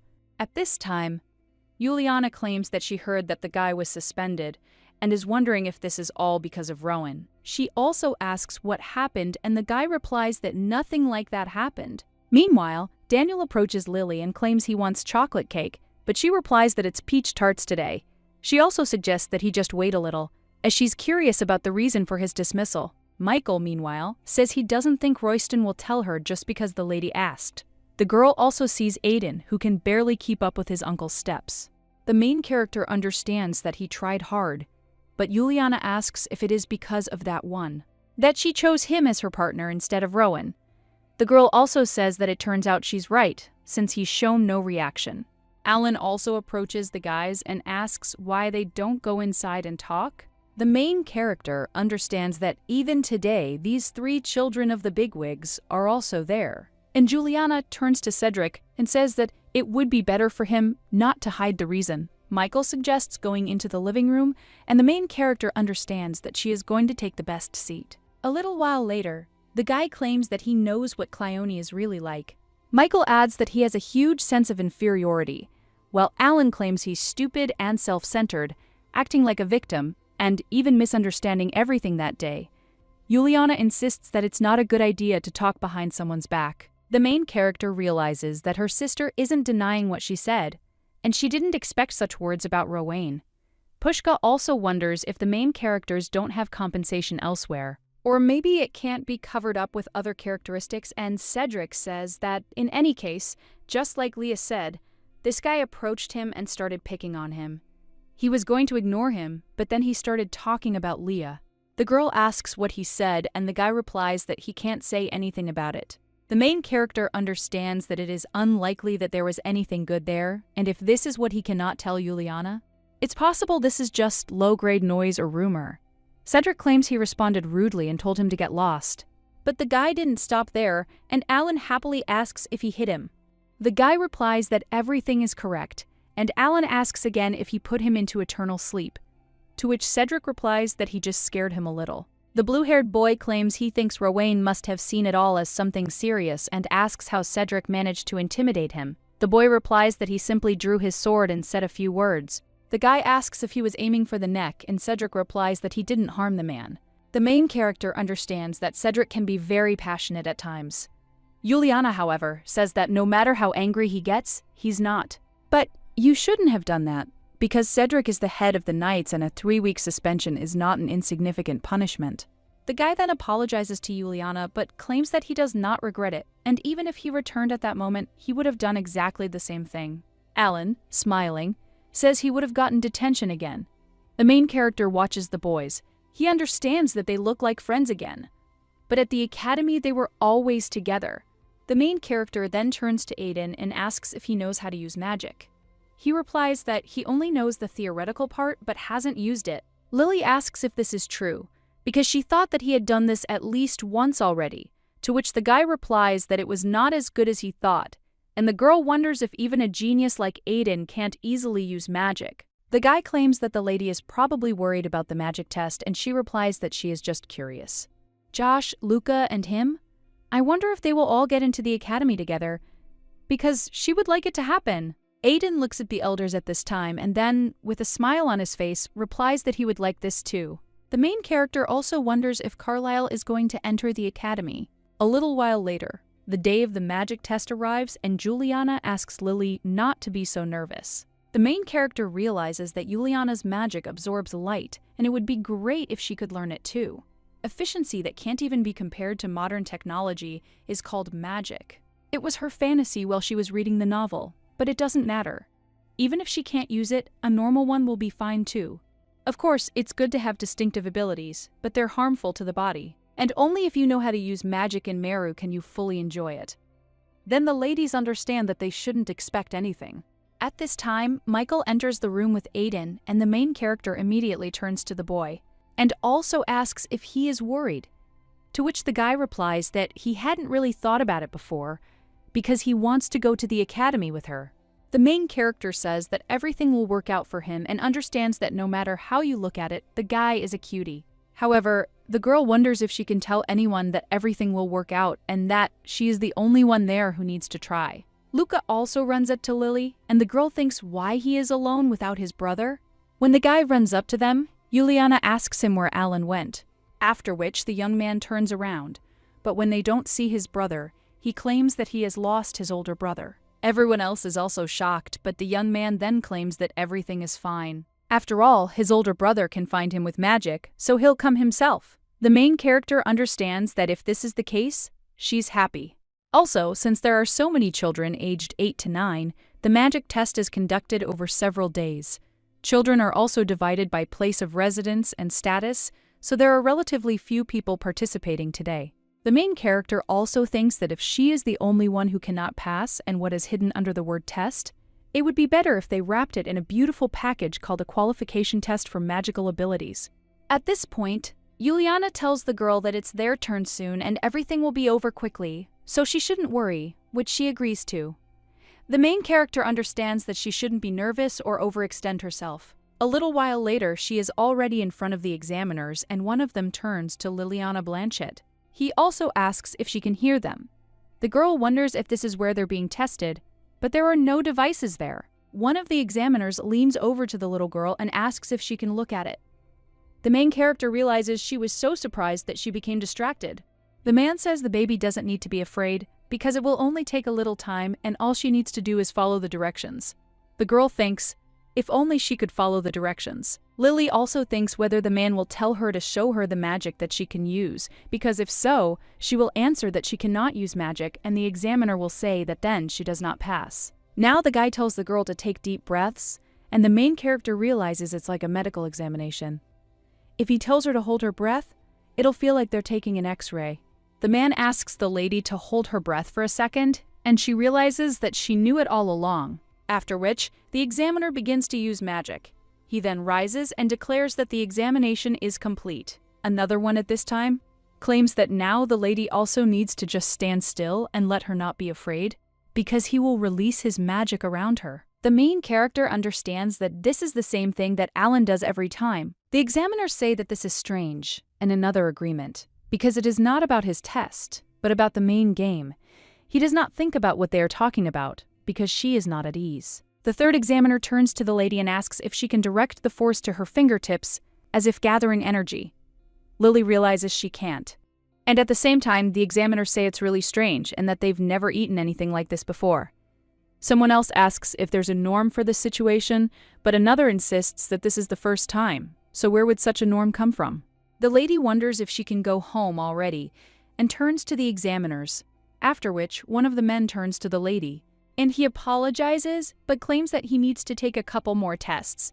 After a little while, the girl finally leaves the office and thinks whether she passed, because it all looked like she hadn't succeeded.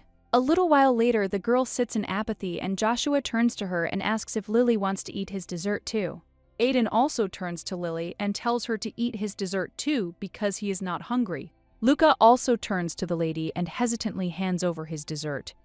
The main character immediately exclaims, "Why are they all acting like this? And do they really think she won't be able to get into the academy?" The girl also turns to the adults, and she wonders if they really told them to do this, after which she keeps screaming at him not to ignore her. Juliana apologizes to the girl and claims that her sister was worried in front of the lady all day and was not herself because of this. Her uncles and friends are very worried about her, and the main character understands that she will be lenient only because of her little sister. Michael claims that Lily's results are indeed late, as Aiden received his results yesterday morning, and Cedric adds that Joshua did too. But Juliana says that nevertheless, a day has already passed, and the main character thinks that everything is fine.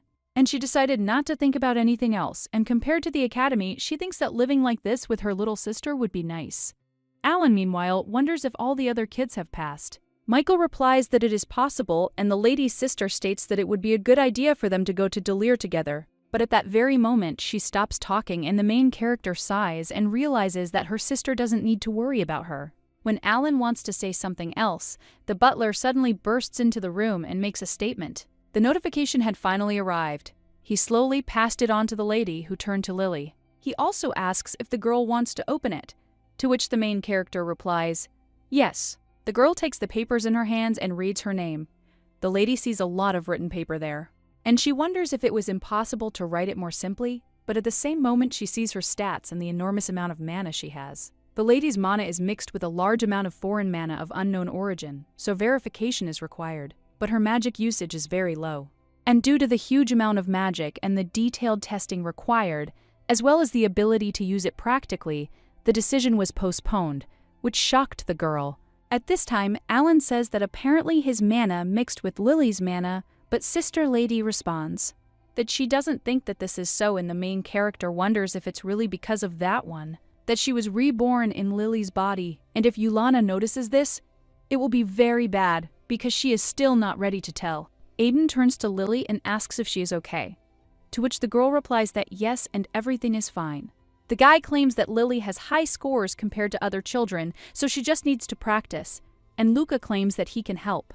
The girl understands that she is grateful for this, but instead of postponing the decision, she might be better off telling. Her sister is quick-witted and intelligent, and with just a few clues, she immediately makes the right conclusion. The woman then asks if Lily has changed since she was so ill. The protagonist understands that it's certainly difficult to conclude that the soul has been reincarnated. Well, if her sister can figure this out, she doesn't even know what will happen. Alan, meanwhile, insists that if other wizards besides him came, there's no way this could have happened. The woman says that, in any case, they'll only know the details after a thorough investigation. She also turns to Lily and asks, "What is wrong?" And the main character turns to her sister in response. She understands that she is afraid that her older sister will find out the whole truth, and if this happens, she will no longer be able to see such a look. At this time, I ask Juliana if she is really so sad because her sister was just making a scary face. After which, she even apologized to Lily.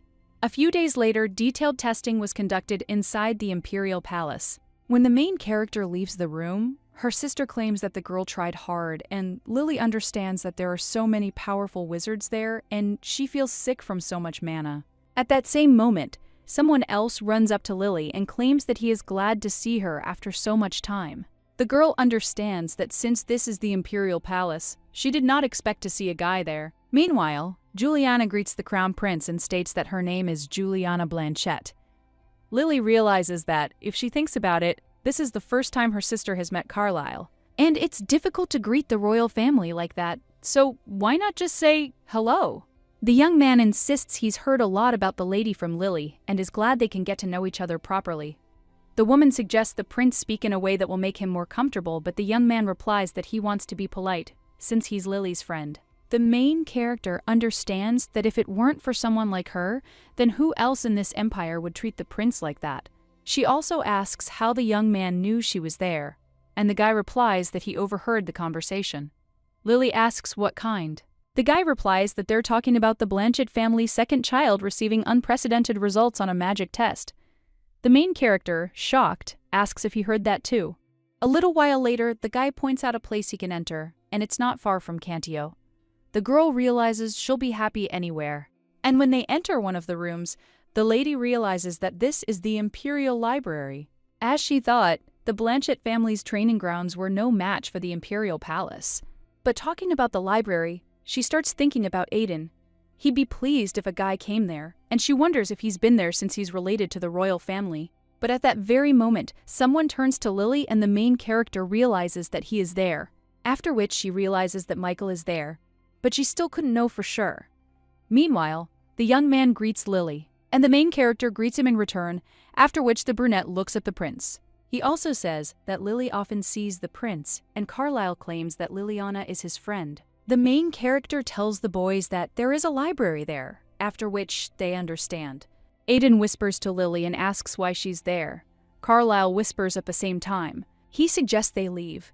On the other hand, the guy asks if the prince really just told her to leave, but if so, then she shouldn't worry and just stay there. The prince continues to whisper that it doesn't matter what Aiden Evans says, and they can go because he hasn't seen her for a long time. Lily immediately covers her ears and thinks, when will these crazy people stop? And also claims that she said it last time.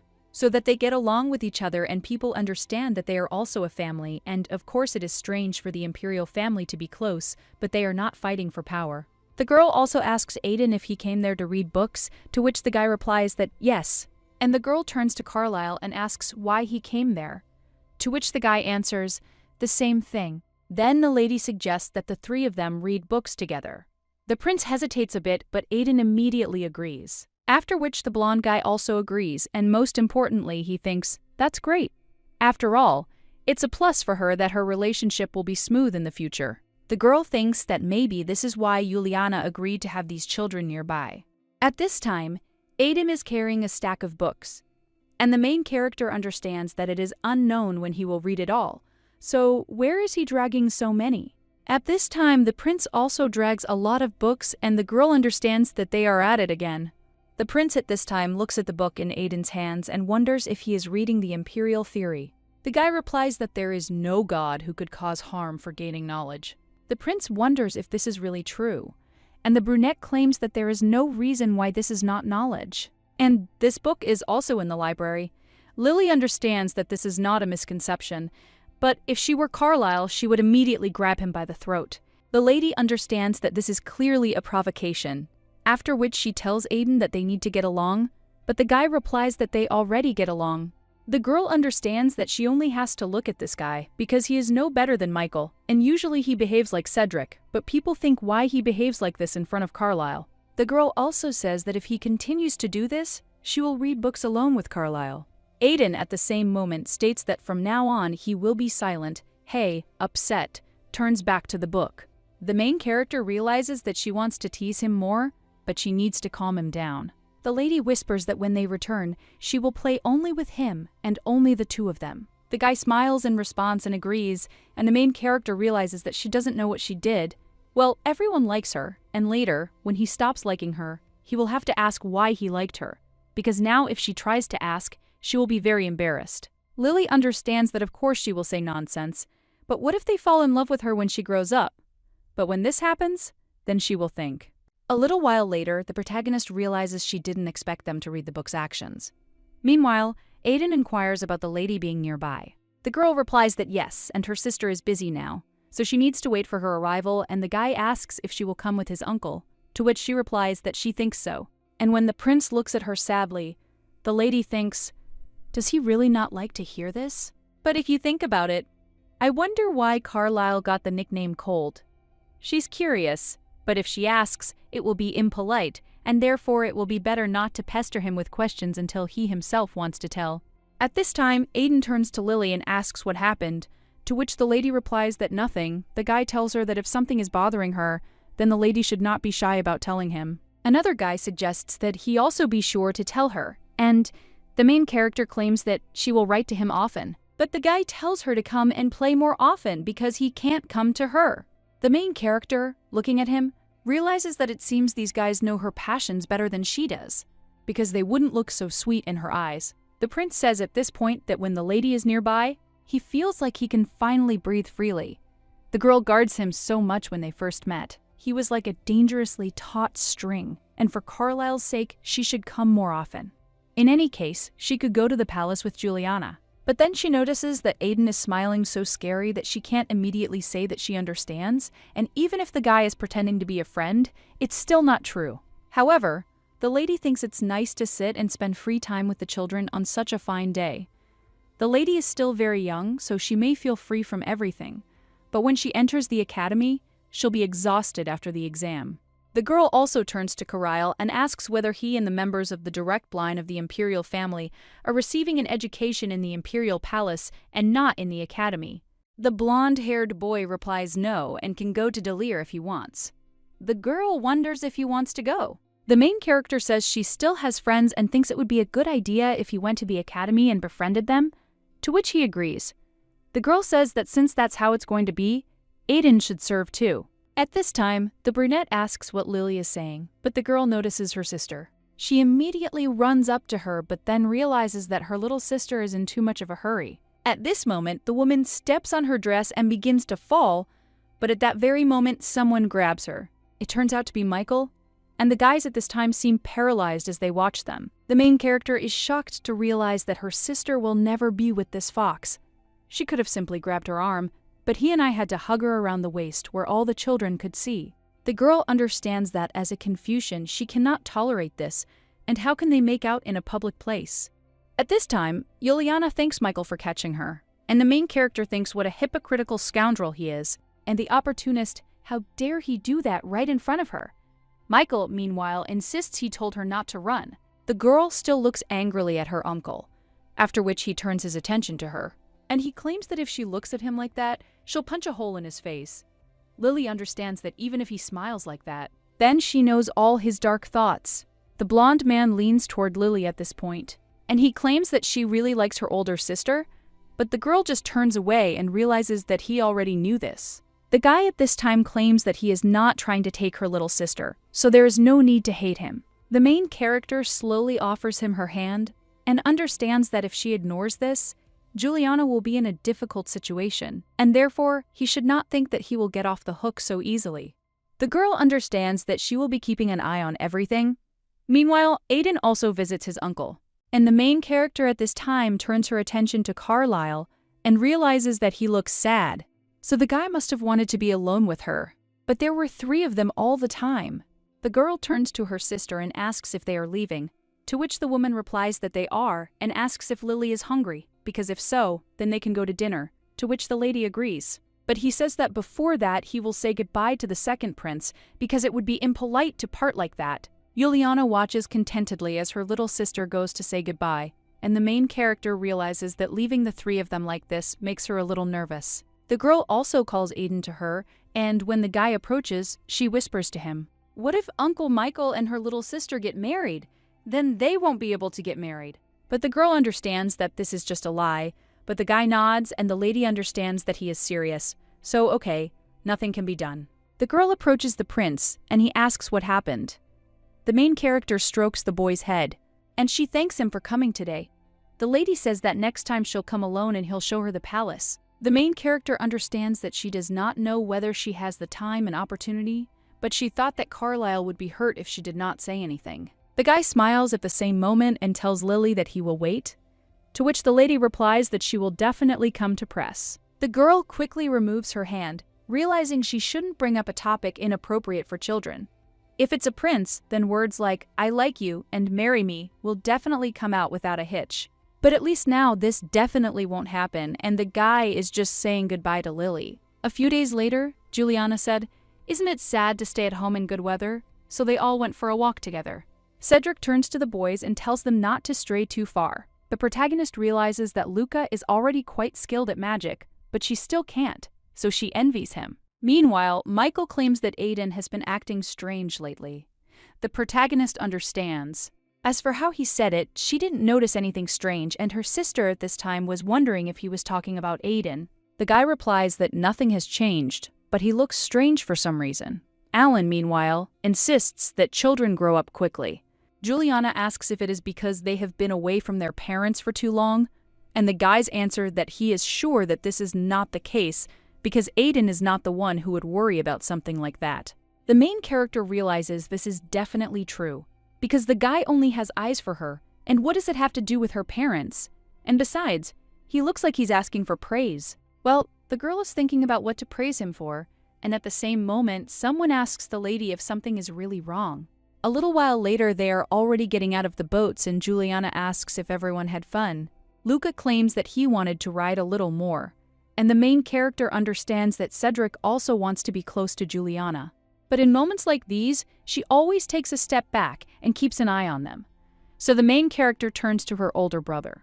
She tells him not to do it from behind and suggests they hold hands. The girl understands that by doing this, he can also keep an eye on them.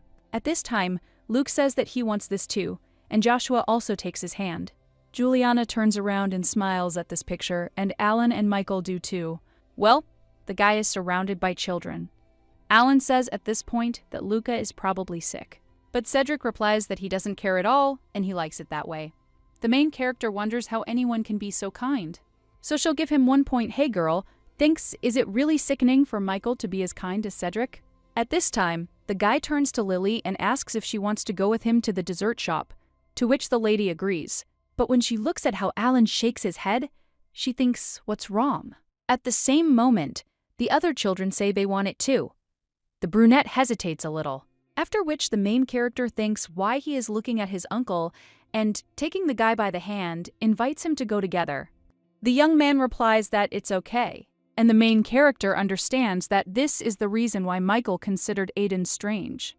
The guy wanted to hear praise from her, and the girl wonders if he was still bothering Michael. The main character realizes that Aiden listens to her surprisingly well, and a little while later, Mikhail and the children insist they'll be back soon. Juliana tells him not to buy them too many sweets, to which he agrees. Then he turns to the children and winks at them. The main character thinks what a fool he is, and if he wants to signal, it must be secret. After all, Juliana is still looking, but for his efforts to look good in front of her, she gives 5 points. The girl wonders if she really should keep track of her scores, since Alan got 50 points for removing her cavity last time, and besides, he has been acting strangely calm lately. Perhaps Alan's character, as described in the original, was just a ploy so that he could separate Rowan from her older sister? At this time, the guy turns to his brother and tells him to make him suffer to the fullest, to which he agrees, and the girl understands that it doesn't matter because Alan Lowell remains himself. A little while later, the main character looks at the many desserts and realizes that this is a real paradise because all these delicious desserts look incredibly expensive. One of the workers at this time turns to Michael and asks if Aiden has come too.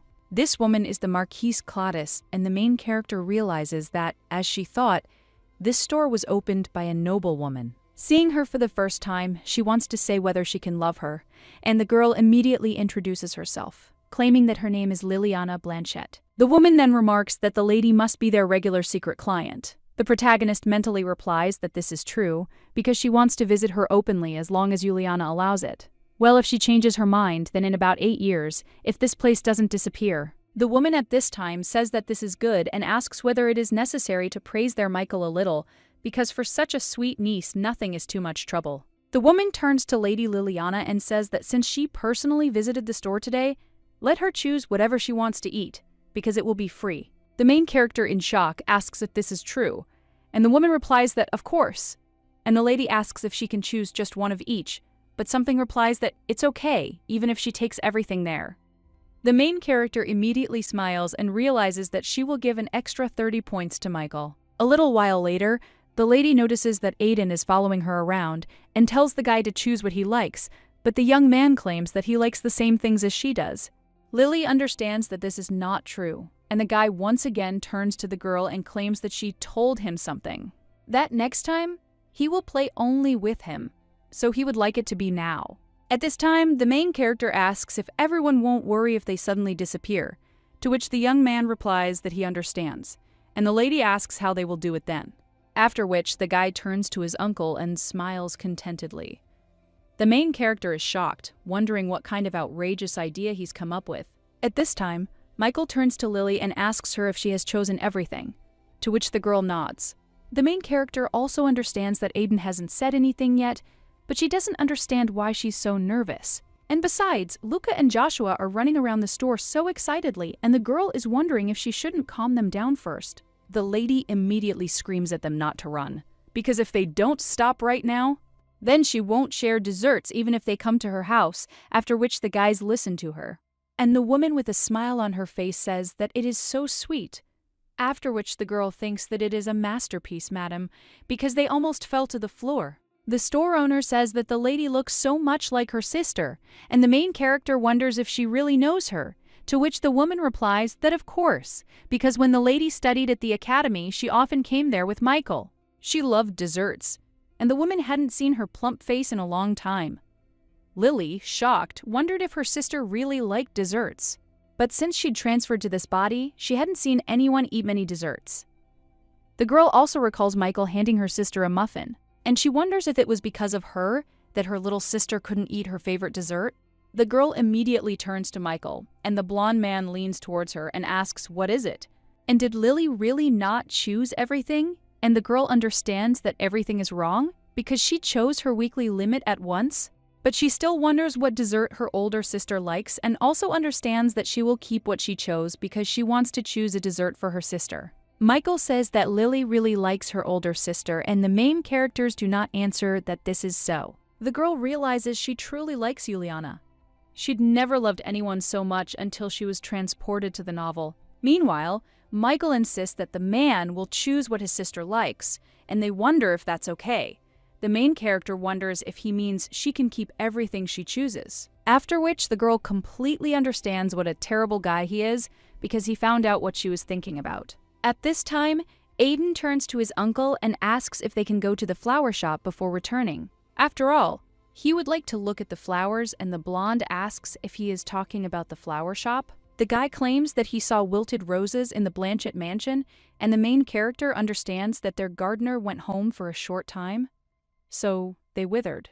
Meanwhile, the brunette says he's sure he'll make them happy if he gives them a new flower. Meanwhile, the main character wonders how the guy knows when the roses in her house have wilted, and when they bloom and smell if she doesn't know about it herself. The girl also thinks why he chose a flower shop, and shouldn't the guy have said something like that he won't bother his uncle anymore, so let him give them time to play together. A little while later, one of the guys asks where they're going, and the other replies, to the flower shop.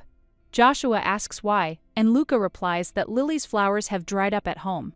But then the guy asks why they are going to buy them themselves, to which Luca replies that he doesn't know but will buy them first. Joshua immediately claims that he will too, after which the two are going to run away. But at that very moment, someone grabs me and offers to hold hands for a moment.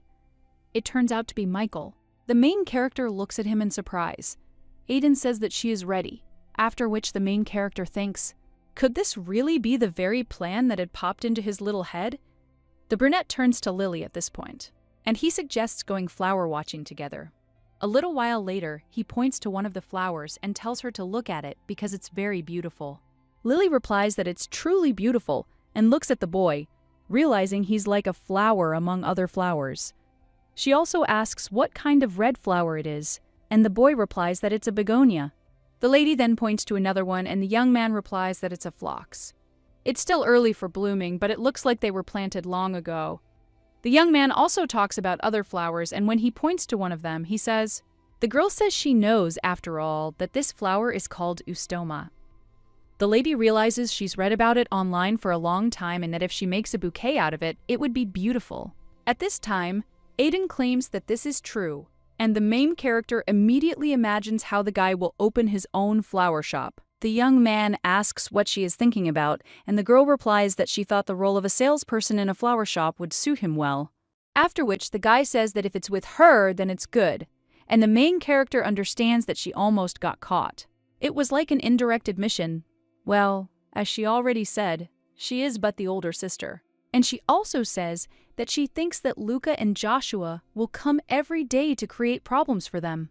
The girl also thinks that now she cannot give the answer that he wants to hear. Well, then the guy comes up with some idea, and he asks if Lily wants any flour.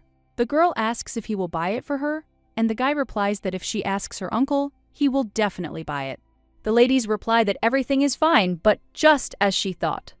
At that moment, Joshua enters the room and addresses Lily. He hands a flower to the lady and claims it looks like her. The main character realizes he brought these flowers because they are the same color as her hair. And it's very sweet, after which the main character asks Aiden what kind of flowers they are. He replies that they're Hoyas. The lady then says that it is clear and thanks Joshua, to which the guy only nods. The main character, looking at his facial expression, understands that, as she thought, this guy likes her, but at that age, she will definitely like the person with whom she was closest. Lily also asks if he paid for them, to which the guy exclaims that of course he did. The main character immediately puts one of the flowers in his hair and claims that it makes him look cute. Until they are home, let the flower remain as is. Otherwise, she might cry because she will be upset. The lady also gives a flower to Aiden and says that he should wear it too, but not walk with it until it wilts. The girl understands that this is great and she wants to do the same with Michael and Luca. And also with Alan, Cedric, and Juliana, they will all be like a big family. The girl approaches the guys and suggests they have the same fun next year. The blonde guy asks if she's really not planning on playing anymore this year. At this time, the main character says that Joshua is such a fool. And Michael, together with Luca, leaves the flower shop. Michael asks Lily if she can follow him without holding his hand, to which the lady replies, yes. And then the guy suggests they hurry up, because Leah's probably been waiting for a long time. Meanwhile, the main character ponders what love is. If this feeling can make a person like this, in the novella, because of Michael's character, it was impossible to imagine such a smile. So it turns out that love means that he is ready to completely change himself. As Aiden said, Juliana really liked the flowers that Mikvel brought. Lily realizes she felt like she was drowning in a huge number of these flowers, because all the flowers Michael gave her were placed in her room. Juliana, of course, spends more time in her bedroom than in her own, but she still feels a little sorry for Michael. A little while later, Juliana asks the girl if she can't sleep. The main character understands that at 10 o'clock it is still too early for an adult to sleep, but now she is only 8. The woman says that if she goes to bed late, she will not grow up, and the girl replies that everything is fine. The woman then claims it's the lady's birthday soon and asks if she wants anything as a gift, to which the girl replies, nothing. Juliana asks if she doesn't even want something sweet. Then he even says that maybe she should have the cake for the girl's birthday, and the main character asks if that's true.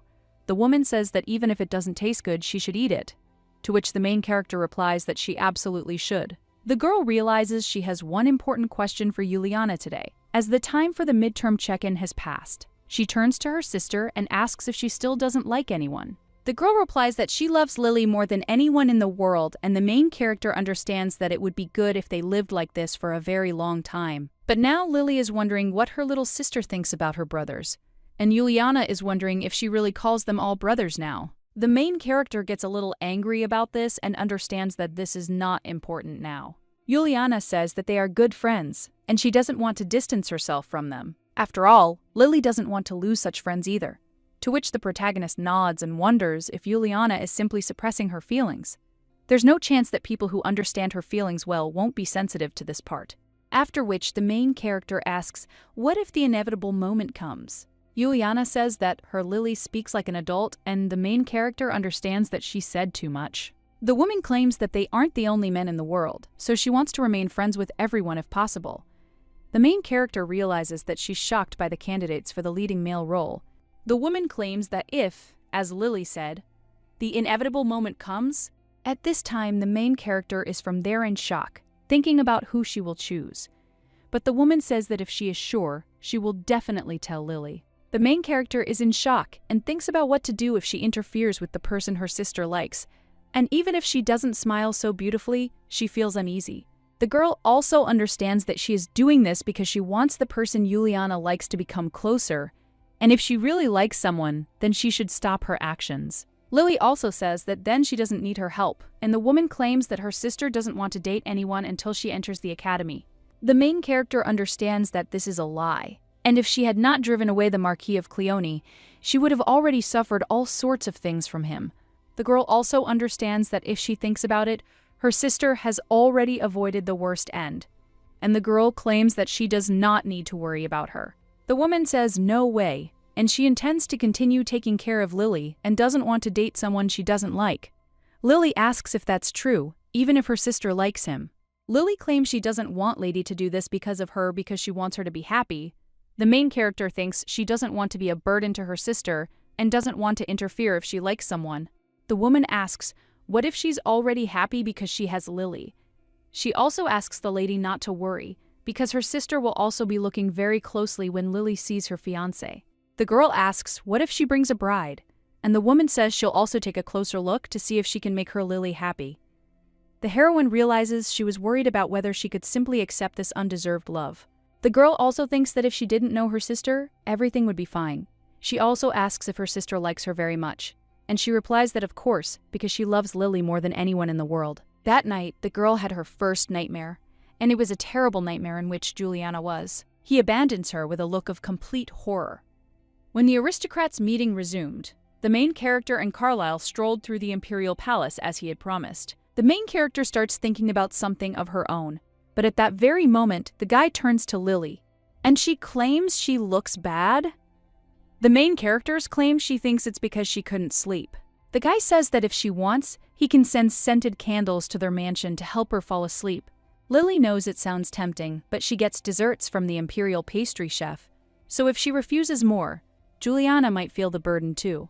The girl realizes that these conversations remind her of the nightmare last night, and she goes crazy, while the prince asks if the girl is okay. At the same moment, the main character strokes the guy on the head and asserts that everything is fine. Well, the young man, looking at her exhausted appearance, says that this is not true and asks if the lady really has a toothache, because she ate a lot of desserts, and the girl screams who told him that. The main character realizes that only the 3 kids and Alan knew about it. The boy then says that he only assumed it was true, but it turns out it was true. The main character thinks that this little guy is smart and sweet and also tells him not to stop sending desserts, to which the young man replies that he understands. Carlisle claims that he knows what Lily is worried about and that last time he just heard rumors. He also did not intentionally collect information about her, to which the lady replies that it is good and she will believe it. After which she thinks that the guy scared her because she thought that he would start talking to her about the nightmare again. The young man claims he's telling the truth and usually only gathers information on people who pose a threat to him. Lily wonders why he's telling her this, and the guy replies that it's because he trusts her. Lily wonders when such trust arose between them. As far as she remembers, they only played and ate together, but if she thinks back, everything was strange from the very first meeting. After which the girl completely thinks that it doesn't matter and turns to the prince, and he asks why he likes her. The young man wonders if she doesn't know, and the lady wonders how she could know. It wouldn't happen, but if she told anyone about Carlisle's words, his life would instantly be in danger. One of her nobles would claim they couldn't believe the prince was gathering information, and wouldn't it be jealousy of the throne he wouldn't get? The guy at this time claims that he is talking to her about such a free veto and does not think that she will tell anyone. He also claims that the lady isn't interested at all and that being lazy is even better. Lily realizes that, as she thought, he doesn't look like a child. At this time, the guy says that he is answering her question, but the main character immediately replies that if he doesn't answer, she thinks that she doesn't need to hear it. Lily thinks that she understands others no worse than him, but he will tell not only the reason, but also his plans for the future. And she does not want to be part of someone else's life plan at 8 years old. At least until her little sister shows interest in someone other than her. Otherwise, she'll faint. At this time, the prince claims that he is not going to propose to her, and the main character understands that she knows, but she needs to specifically say this. She also thinks that showing her displeasure with all her appearance and telling the truth would be too much. After which, she claims that she didn't say that she didn't like it, but this doesn't mean the opposite, because she's not ready for this yet. And more precisely, she doesn't want it. The guy claims he understands, so he won't do it, and he's already been rejected once. Lily wonders if she too unknowingly proposed. And the young man replies that no, these were just passing suggestions, and he really doesn't want to burden her now. And later, when the lady becomes an adult, he will take a good position, and then he'll make a formal proposal. The main character, without hesitation, thinks it's clear, and also considers whether she should tell him to cheer up. The girl also thinks that if her loved one changes next year, and there are 9 years left before she grows up, she should be more careful with her words. The guy says that, one way or another, the reason he became interested in her was because he was struck by the magic he felt from her on the day of the banquet. The main character wonders if that was really the case when neither Alan nor her sister could sense it. The young man claims that he feels and understands the mafia of other people, although this requires physical contact. Usually, he hides it, and it would be bad if someone found out. But for certain reasons, sometimes he uses his power. He claims that at that moment he thought it was an assassin who had come for his life.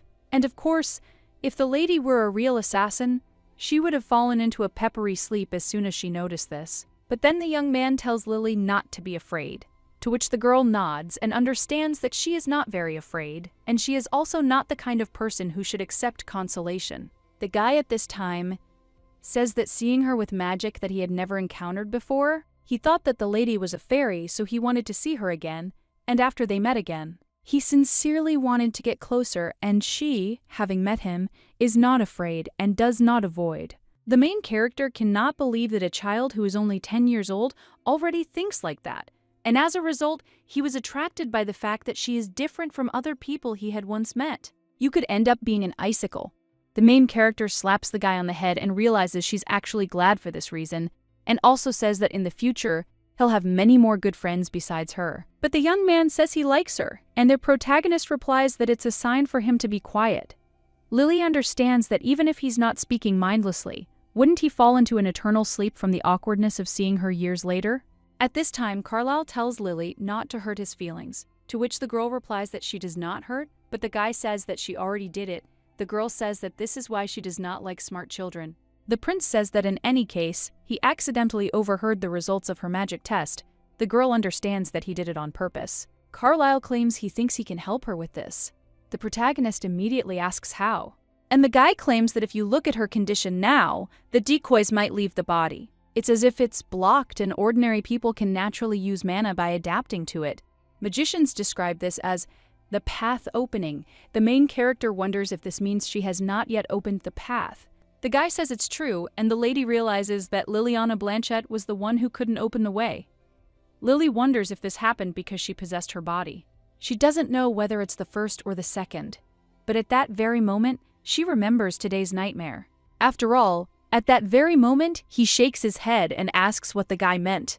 Speaking about the possibility of helping, the young man replies that it is a secret. Well, he can open the way if he gradually opens the big door, little by little. Lily asks if other people can't open the way, to which the guy replies that, as far as he knows, no. Lily understands that she thinks that this is true, because they would not have delayed her admission to the academy just because she is not good at magic. The girl thinks that this kid is amazing and he is not like Aiden, but he is also smart and has an excellent throwing ability, and he is also a prince. And if he takes the throne after defeating the first prince, he'll be the perfect protagonist of a fantasy novel. If he were Juliana's age, who would become number one? The guy says that if the lady wants to enter Delir, she should tell him, because he will have to prepare a lot of things. Lily understands that if she were really 8 years old, she would have fallen for it, and she means that the guy told her that he would help her when he found a way to get to Delir. And even if Carlisle takes a different path, it will not affect her in any way. After which the children turn to the guy. The lady understands that in such moments, it is better to use a contract and also asks him to promise that Carlisle Evans, with genuine kindness, helps Liliana Blanchett without receiving anything in return. The girl wonders how she can tell if he said two different words to the same person. Unfortunately, that's happened often in her life. The guy claims Lily doesn't trust him at all, but the lady insists that's not the issue. She doesn't understand that she simply doesn't believe in people themselves, and moreover, she doesn't believe in such a feeling as love. She's even more worried about the fact that Juliana could leave her at any moment, so how can she trust others? At this time, the guy claims that he understood that they should prepare a contract next time. The main character wonders if he really immediately understood what she was talking about. This means he already had such precedents, because if somehow it's a little sad and the girl says that he also shouldn't trust people, but the young man says that he believes her. The girl asks what if she betrays him, but the guy replies that nothing can be done, because he wants to trust her, and he wants to do this regardless of the contract. A little while later, the guy asks the lady to wait a little, as he will help her manifest. But the main character screams that if anyone passes by, the guy replies that everything is fine because there is no one there. And this really won't be long, after which the girl sees butterflies and becomes delighted. The guy claims that he did it with the help of her magic, and the main character wonders if this is really true. The girl claims that she has never seen anything like this before, but the prince claims that from now on she will see it more often. If she's near him, Lily realizes she'll pretend she didn't hear anything. A little while later, the girl's sister asks if she had a good time with the prince, To which Lily replies that, yes, Carlisle showed her something interesting. The woman asks what the lady is doing, and the lady replies that it is a secret, after which she looks at the guy. And she thinks that while Juliana is around, she doesn't want her to notice Carlisle's manipulation of her son with her magic. What will happen to him then? The guy turns to Lady Blanchett at this point, and he claims he has something to say about Liliana Blanchett. The woman immediately asks the prince to speak to her less politely. The young man claims he wanted to talk about Liliana's management of Makai, but his circumstances make it difficult to speak cavalierly. The woman wonders if he's talking about Lily's magic. The protagonist realizes that her sister initially felt uncomfortable because Carlisle speaks politely. Well, as soon as the conversation turned to her, her sister immediately changed her attitude. This is probably because she always stands in first place, but she doesn't think about the main game, that she's not worth it, and if she can't come back, she decided to have fun. But the girl thinks how long this life will last without thinking. The girl understands she can't do this, but isn't she deceiving herself by saying so? The woman, meanwhile, claims that, as far as she knows, the test results are unknown. The young man claims he intentionally leaked the original information to me and that Liliana's test results are already known in Cantio. The woman says it's unpleasant to hear, and the young man says he simply warned them about it. He also doesn't think that this topic is suitable for conversation where they might meet the next time people arrive at the Imperial Palace, because he is sure that it will not harm Lily in any way. The woman replies that it is good and next time she will visit him with Lily. Juliana also thanks the prince for always taking care of the summer and apologizes for not being able to help them more. The lady claims that she too is sorry that their side cannot repay the prince for the favor shown to her in full. She is a little ashamed that they may bother the prince in the future. The main character understands that, in short, her sister said that if the prince doesn't treat her like that, she won't be able to do what she wants. Carlisle had previously said that he was rejected after hinting that he wanted to marry her. The girl thought that she was only protecting her sister, but it turned out that they were doing it mutually. A little while later, the Good Games are not interested in whether there is a struggle for imperial power in their country. Luca, surprised, tugged the ball away and wondered why the lady was talking about it while they were playing ball. Lily insisted she was just curious, and that's when the idea came to her. At the same time, he wonders if this is because of the two princes, and the paid heroine thinks that he is not at all interested in what is happening in the world, but his wits work well. The girl immediately kicks the ball with all her might and then asks Joshua to go get it. The young man claims that the lady kicked him on purpose. The girl says that if he brings it in a minute, then she'll say what dessert it is today, and the guy will claim that he can finish it in 30 seconds. Luca tells the lady that he knows nothing about such a thing and suggests asking Aiden. The main character replies that it would be a little strange to ask him, since he also belongs to the imperial family, and the young man says that this is true.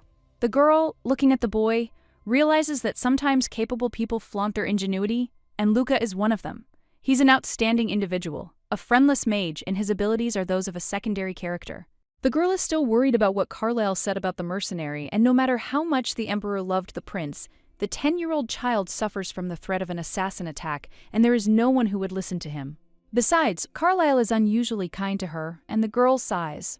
Luca says if she's so interested in flying, she should resign herself to it and ask Aiden. The girl replies that it's impossible because Aiden really doesn't like Carlisle, and if she starts asking about something like that, he'll do it. But at that very moment, the young man steps out from behind the lady and asks what she wants to ask. Lily immediately says he scared her, and she didn't even hear him from his footsteps. The guy says he was lucky, and that means he repeated it correctly, as it was written in the book. The main character wonders what kind of book this is and whether it really is about how to become a capable assassin. The young man asks what she wanted to ask, but the main character turns away, as if saying she doesn't understand what he's talking about. The lady immediately cries out that since her birthday is coming soon, she is curious what everyone will give her, and Luca will give her a tiara. The young man immediately wants to ask when he spoke about such a thing, but when the main character turns to him, he immediately asserts that it will be made from candy. Aiden wonders if it's okay to say something about a birthday present, and the main characters don't answer that it's true. Then the young man claims that he will not tell her. The main character thinks that he will tell the green man something that he is plotting, after which she wonders what he's been up to. A little while later, Juliana turns to Lily and insists it's time to get up. She also asks the girl if she remembers what day it is, and she understands that today she woke up earlier than usual. Well, she doesn't want to get up at all, and the reason is that today is Liliana Blanchett's birthday. Juliana says that they haven't celebrated a birthday together for a long time. And will the lady really continue to lie in bed? Lily understands that other people's congratulations didn't matter to her, because their connection continued even when she occupied this body. But Juliana is a different matter. Liliana Blanchette's family is a whole other level of problem, and besides, she and her sister are celebrating their birthday 5 years later. Lily understands that in this way, she will plunge into an eternal sleep from remorse.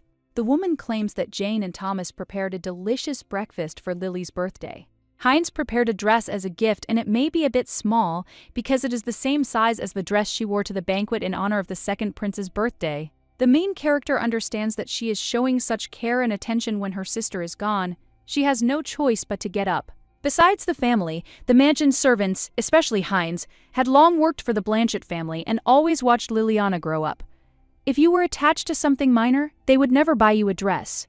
That's why she was going to keep her distance and didn't pay attention to such details in the book, especially how the main character naturally got along with everyone around them. Apparently, they were all mentally strong, and the girl realized that this was the beginning of Liliana's birthday celebration without Liliana herself, and everyone was happy except her. A little while later, Cedric congratulates Lily on her birthday. He claims that when he knitted, thinking of Lily, he wanted to do this and that. He ended up knitting a hat, a scarf, gloves, and a few other things. The main character wonders if he was knitting instead of working. Well, the guy claims he doesn't think the lady would wear knitwear, and he should have taken that into account. Lily realizes he's definitely a part of it, and when she opens the box, she notices something else, and the guy claims that he included a sword in the gift so that Lily would use it when she learns fencing, so that she wouldn't have to look for a suitable one. The main character understands that they are her feeling as if she received something probable, and the lady happily gives charity to Cedric. At that moment, Lady Cedric's sister appears beside them and apologizes to her, claiming that when he entered, he decided to congratulate the birthday girl first. The woman replies that there's no need to apologize, since Lily is the main character today. The girl also waves to Joshua, realizing he's next. The young man immediately congratulates Lily on her birthday. The main character thanks him and then asks what he has in his hand. The guy claims that he will give her a gift last, and the girl asks why.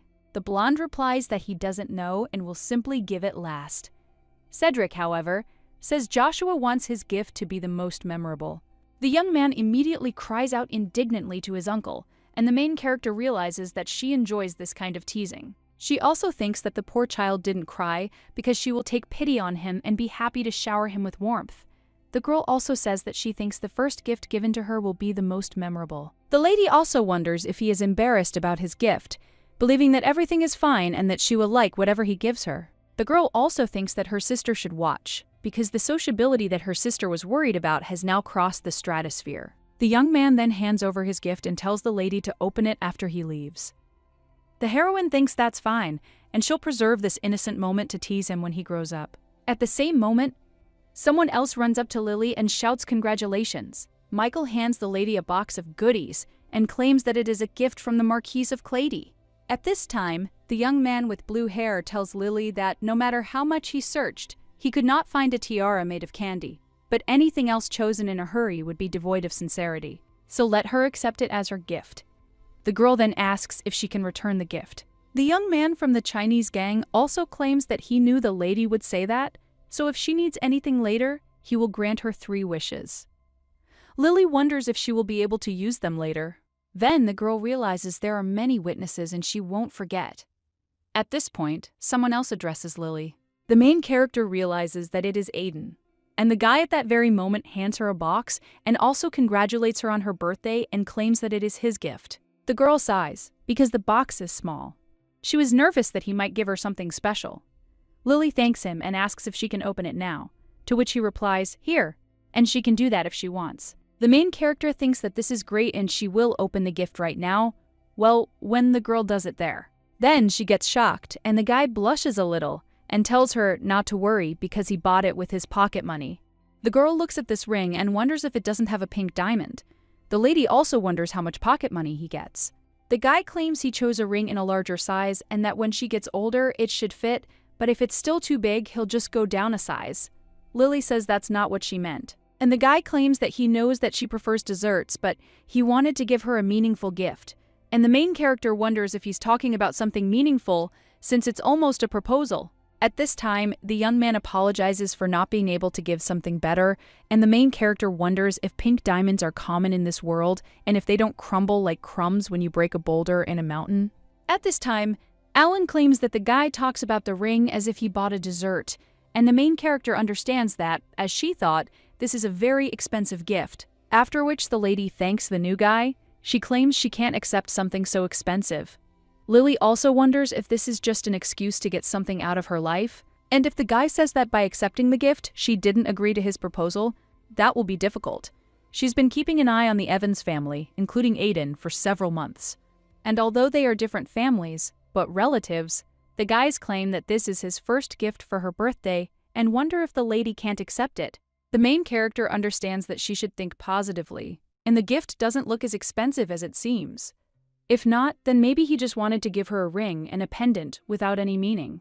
After which the girl thinks it's good and thanks Aiden. Well, then the lady thinks she's somehow uneasy. Therefore, you will need to keep the gift, and if the guy asks for something, she will immediately return it. At this point, Juliana invites everyone to the table and offers cake. The main character realizes it's her older sister's cake. And she also thinks that she really likes it and she is happy, but still something is wrong. At this time, the woman turns to Lily and asks what is wrong, to which the girl replies that nothing is wrong. The lady also wonders if it is because her parents are not there, but they said that they would come as soon as possible to celebrate her birthday, so they will be there soon. Lily realizes they thought she'd fallen into eternal sleep, which is why they didn't congratulate her. She also wonders if she's happy. Then she realizes there will soon be more people there, and she'll feel guilty about it again. The lady also asks when they will arrive, and the woman replies that they should be there tomorrow. Michael says that if the lady wants, they can make the birthday celebration last all week. Alan claims that if Michael's money isn't enough, he'll perform some interesting magic, and Cedric says he'll help Lily do whatever she wants. The girl wonders if they are trying to look good in front of Juliana, and that is why they are so sincere, as if they have become attached to her over time. Well, the girl understands that now it is worth forgetting about this, as well as about anxiety and feelings of guilt about the future, because she wants to at least spend today happily like Liliana Blanchette. The girl also understands that this is true, and everyone has gathered there to celebrate her birthday, so she will show her happy side.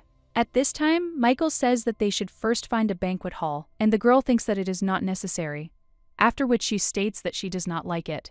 Then, Alan says that he will show magic, and the lady says that she likes it, after which she even claims that she wants to go play, and the woman asks where. The girl replies that where there is clean water and fresh air and where there are no people, but at that very moment everyone falls silent, and the main character thinks, why is everything like this? Because the water in the air there is better than in Korea. At least there's no fine dust there. Cedric asks if they need to find a place where there aren't any people, and it's not near the capital. Michael asks how many people Julian can teleport at once, since he has only teleported alone before and has no experience moving people. The woman replies that she hasn't transported more than 2 people, including herself. But if you calculate the mana consumption per person, taking into account that they will be leaving the capital's territory, the main character immediately stops her sister and says that it's so difficult, so it's not necessary. The girl also wonders if teleportation is really such a complex magic, and even in the novel, reality is reality. But the girl also sees the solemn expression on her sister's face and thinks what to do, because she is determined to take her to play. The woman at this time says that she thinks it will be difficult to use magic twice a day, so they will need to stay there for the day. Alan at this time claims that they have 3 magicians who can use teleportation, but Evans is an exception because he can only move alone. Michael asks the guy not to say useless things, and Alan claims that it turns out that he and Leah should split the 5 between the 2 of them. The woman claims that she can handle 4 of them, including her, and then the guy claims that he'll take care of Luca and Cedric, and she'll take care of the rest of the children.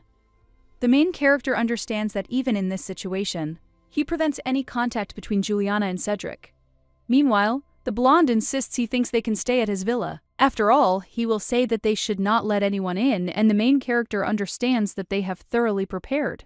The girl understands that she expressed herself incorrectly, because she should have said something about delicious food, a game of hide and seek or something similar. Of course it would be good if they went to a new place, but this situation puts pressure on her, and besides, this is one night outside the Blanchett estate. At this time, the woman says that the lady should then be ready to go out, and the main character thinks why she should do this together with men who have black souls. Well, then, the lady thinks that okay, and if her sister likes it, then she likes it too. But she still has to be on her guard. A little while later, Alan says that if everyone is ready, they can go, to which the girl nods. After which, he invites Lily to go have a good time, and when they return, her parents will probably already be there. The protagonist nods but realizes she's still worried about her parents. The lady also addresses Joshua and Aiden, asking them to hurry because they need to hold hands. When two guys look at the main character's free hand, they immediately run toward it, and the girl realizes it's a summer competition. Joshua grabs the girl's hand first, and the main character realizes it's not surprising. The guy has been training physically since childhood. Juliana smiles at this point, and the main character thinks how sweet her little sister is. Then the woman lowers her sister's hand and suggests doing it differently. Juliana positions herself so that the two boys can take the main character's hands, and the girl realizes that placing them on either side was ultimately a good decision. Joshua is a little unhappy, but this is the best way out of the situation. But then the main character looks at Aiden's face, and she realizes that his smile is absolutely not a good sign. Meanwhile, the lady's sister begins using magic. The main character realizes that, although this is the first time, everything matches the novella. Michael can only teleport alone, and Alan, who was a good magician, can teleport up to 3 people. The main character understands that her little sister is truly talented. She is not the one who would be held back by Rowan, and besides, no matter what happens, she will not give her little sister to someone who will lock her in the estate and will not allow her to go anywhere. Juliana is a person who likes to do everything herself, and at that very moment, they find themselves near Michael's villa. The main character, looking at the scenery, says it's so beautiful. After which, she suggests going to the lake, but at that very moment, Alan teleports there along with Luca and Cedric. The blue-haired boy cries out that he'll go too. After which, Cedric says it's dangerous, so he suggests they go together, and Alan realizes he's been abandoned. A little while later, the girl is sitting and wetting her feet in the lake. Luca approaches her and asks if she's cold, to which she replies that no, and that it's nice to sit like this. Luca says he doesn't think so, and Aiden turns to Lily, and he wonders what she really wanted to ask last time. After all, she said she couldn't ask him about it. The main character wonders if he still remembers this, and the young man becomes interested. Won't she really tell him? The girl thinks she can pretend she doesn't remember anymore. Then, she hands the strawberry to the boy and offers him to eat it, but the boy says no, and she can have it. Lily claims that she feeds him and doesn't care whether the guy doesn't want to eat his own hands. Aiden then eats strawberries, but claims that Lily knows that he is always happy to help her with anything, and if he can help with something, then let the lady tell him. But at that very moment, someone makes a sound of disgust, and the main character realizes that it is Luca. At this time, the brunette wonders if she really thinks that he doesn't know and doesn't ask, to which the lady replies that this is not so. The girl also thinks that since he's so curious, she'll tell him. The lady insists the question was about Carlisle, and the guy immediately replies that he doesn't want to hear it. The main character wonders if this little guy has really lost his mind. Aiden doesn't like Carlisle, and right now it would be more correct to say it's not love. That same evening, Juliana turns to Lily and asks her what she's thinking. At the same moment, Lily turns to her little sister, and the woman asks if she had fun today, to which the girl replies that yes, and the lady suggests that next time we relax together, just the 2 of us. Lily asks if they have a villa too, and the woman replies that of course, and she's not that big. Then the woman suddenly turns to Lily, and he wonders if memories of her mom and dad have returned. Lily wonders why she suddenly started talking about her parents, and the woman says, well, it doesn't matter. The main character realizes that last time the letter was also from the Blanchetts, and perhaps the couple. He was completely indifferent to his second daughter. Therefore, Juliana and the mansion servants treated her with even greater warmth. The girl understands that she feels a little uncomfortable and thinks about what kind of life Liliana lived before she took over her body. The woman says that when the drivers return, they'll go for a walk. Lily realizes there's no point in trying so hard. She only needs her sister, and she's the only one she's afraid of. Meanwhile, the woman hugs the girl and invites her to sleep. The main character realizes that when she really likes someone, she becomes afraid. After all, she's afraid that this man will abandon her or hate her. At this point, Juliana says to Lily, what the sister wants is for the girl to always be happy and for sad or bad things to never happen. Lily realizes that it might be because of her rationalization, but it's definitely because of her. If her sister wants this, she'll do it until she leaves her, which makes her even more sorry. Later, the main character wakes up and turns to her sister, but does not see her and wonders if she really went to drink water and whether it is worth looking for her. The girl realized there was no lamp and that if she and her sister missed each other, it would be a problem, so she'd wait for now. That's what she thought, but 30 minutes later, her sister hadn't returned, and the lady wondered if she should really go looking. Because all three main characters are there, the girl jumps out of bed, puts on her shoes, and heads into the hallway. The main character, looking at the impenetrable darkness, realizes she can't live without a lamp, but at that very moment, someone else speaks to Lily. The girl immediately almost curses and says the guy really scared her. The main character realizes he really does walk silently, so she'll burn the book that teaches such techniques. The young man apologizes and asks if the girl is okay. The little girl replies yes, but wonders why he's there. The boy replies that his uncle disappeared, and the girl asks if he too was asleep. The boy replies no, and they read books together in the library. Lily now wonders if they were doing it at that time and realizes that if she thinks about it, Michael and Juliana disappeared at the same time that night. Lady also suggests they search together, and the boy agrees. As they continue on, the main character claims she was about to head back and that it was a good thing she met him. The guy nods and then suggests holding hands to avoid getting lost. The protagonist asks if he knows everything there well, and he replies that he's roughly memorized everything and where he's been.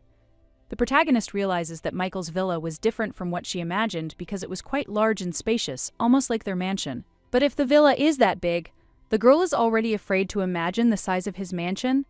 Aiden, meanwhile, turns to Lily and claims he was worried about persistently pressuring her to answer questions. And I thought that it would be good if there were no secrets between them, but meanwhile he didn't. So in response, after which the guy apologizes, the main character answers that everything is fine and understands that there is no need to try so hard, because even if he insists, this does not mean that she will immediately tell everything. The young man claims he wants to tell her something, but at that moment, the main character notices someone and drags the man around the corner.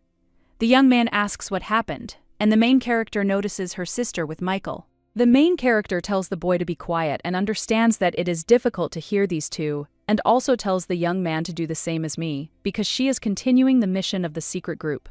At this time, Juliana turns to Michael, and the guy replies that he is not trying to put pressure on her, and the main character thinks what kind of situation this is if Juliana feels a burden, and Michael makes excuses. The main character thinks what kind of feeling of déjà vu this is, and her sister at this time claims that it is as she said.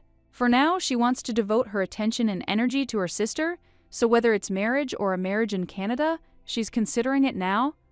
The main character realizes that everything is as she thought, and that the marriage proposal is simply ingrained in this family's DNA. Without asking or demanding a clear answer, Michael asserts that he's not asking the lady to answer him right now because she knows who he is. She'll wait as long as it takes. Meanwhile, the main character considers whether she should look into it, after which she turns to the boy next to her and realizes that he is not at all interested in what the conversation is about.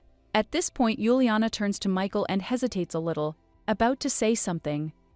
But at that very moment, someone turns to Lily, and he asks why he's there, and the main character realizes it's Alan. The lady's sister also turns around and asks if that's Lily and Aiden. The girl understands that since she's been caught, she'll act confidently. The lady immediately greets her sister, but the woman asks why she's there.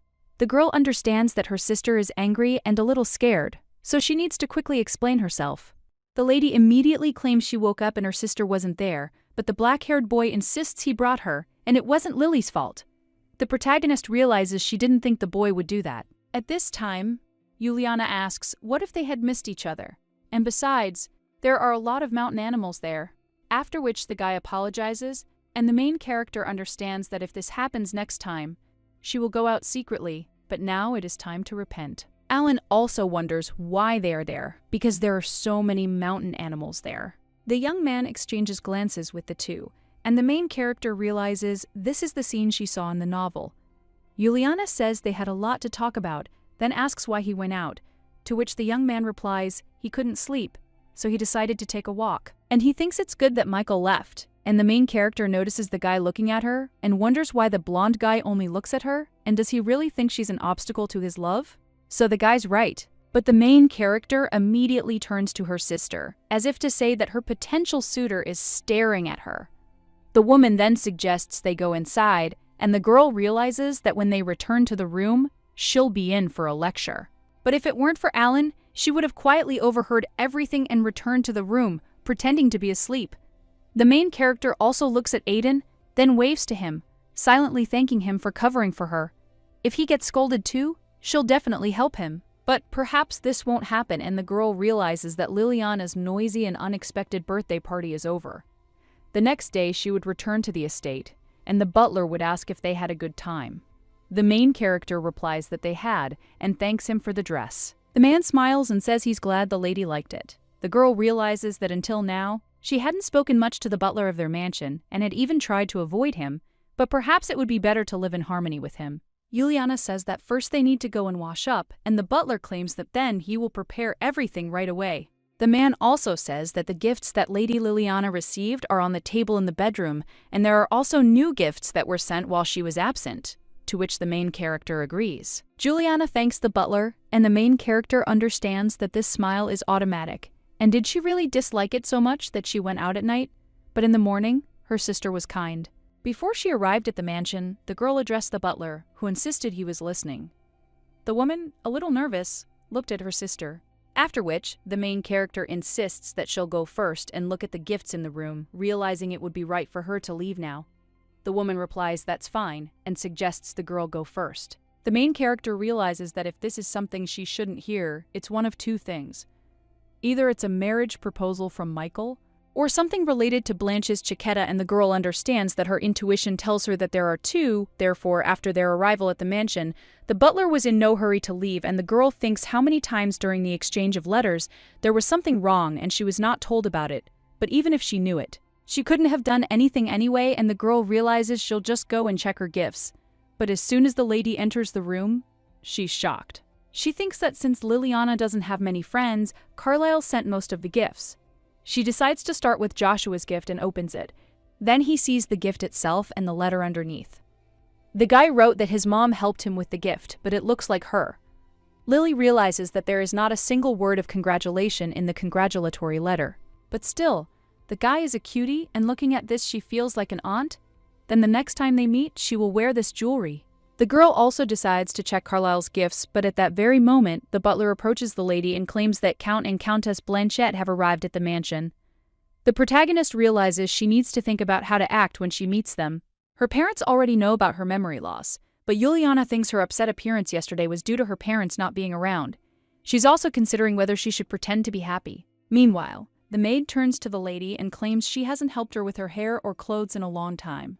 Since Lady Juliana's return, she's been doing everything herself, after which she also asks if the lady remembers. The main character nods at this point and understands that it's not that she doesn't remember, but that she can't remember it, and she wonders if that's why she didn't talk to her. The maid claims the lady must have felt awkward, and even now she's worried because she might still be uncomfortable. Then the protagonist wonders if everyone in the mansion, including Heinz, was expressing their concern for her in this way. The woman also says that it would be good if the lady remembered everything. Even if she doesn't remember, it's okay. After all, they remember everything, and the main character understands that they suddenly wanted to run away from everyone who used to know Liliana. The girl understands that before she took possession of this body, Liliana Blanchette was a child surrounded by love. Although her older sister was far away, she treasured her little sister very much, and even so, there was almost no mention of Liliana in the novel. And there is only a small moment. The main character thinks that if you think about it, it's illogical, because despite the fact that Juliana values her little sister so much, she has never come to see her.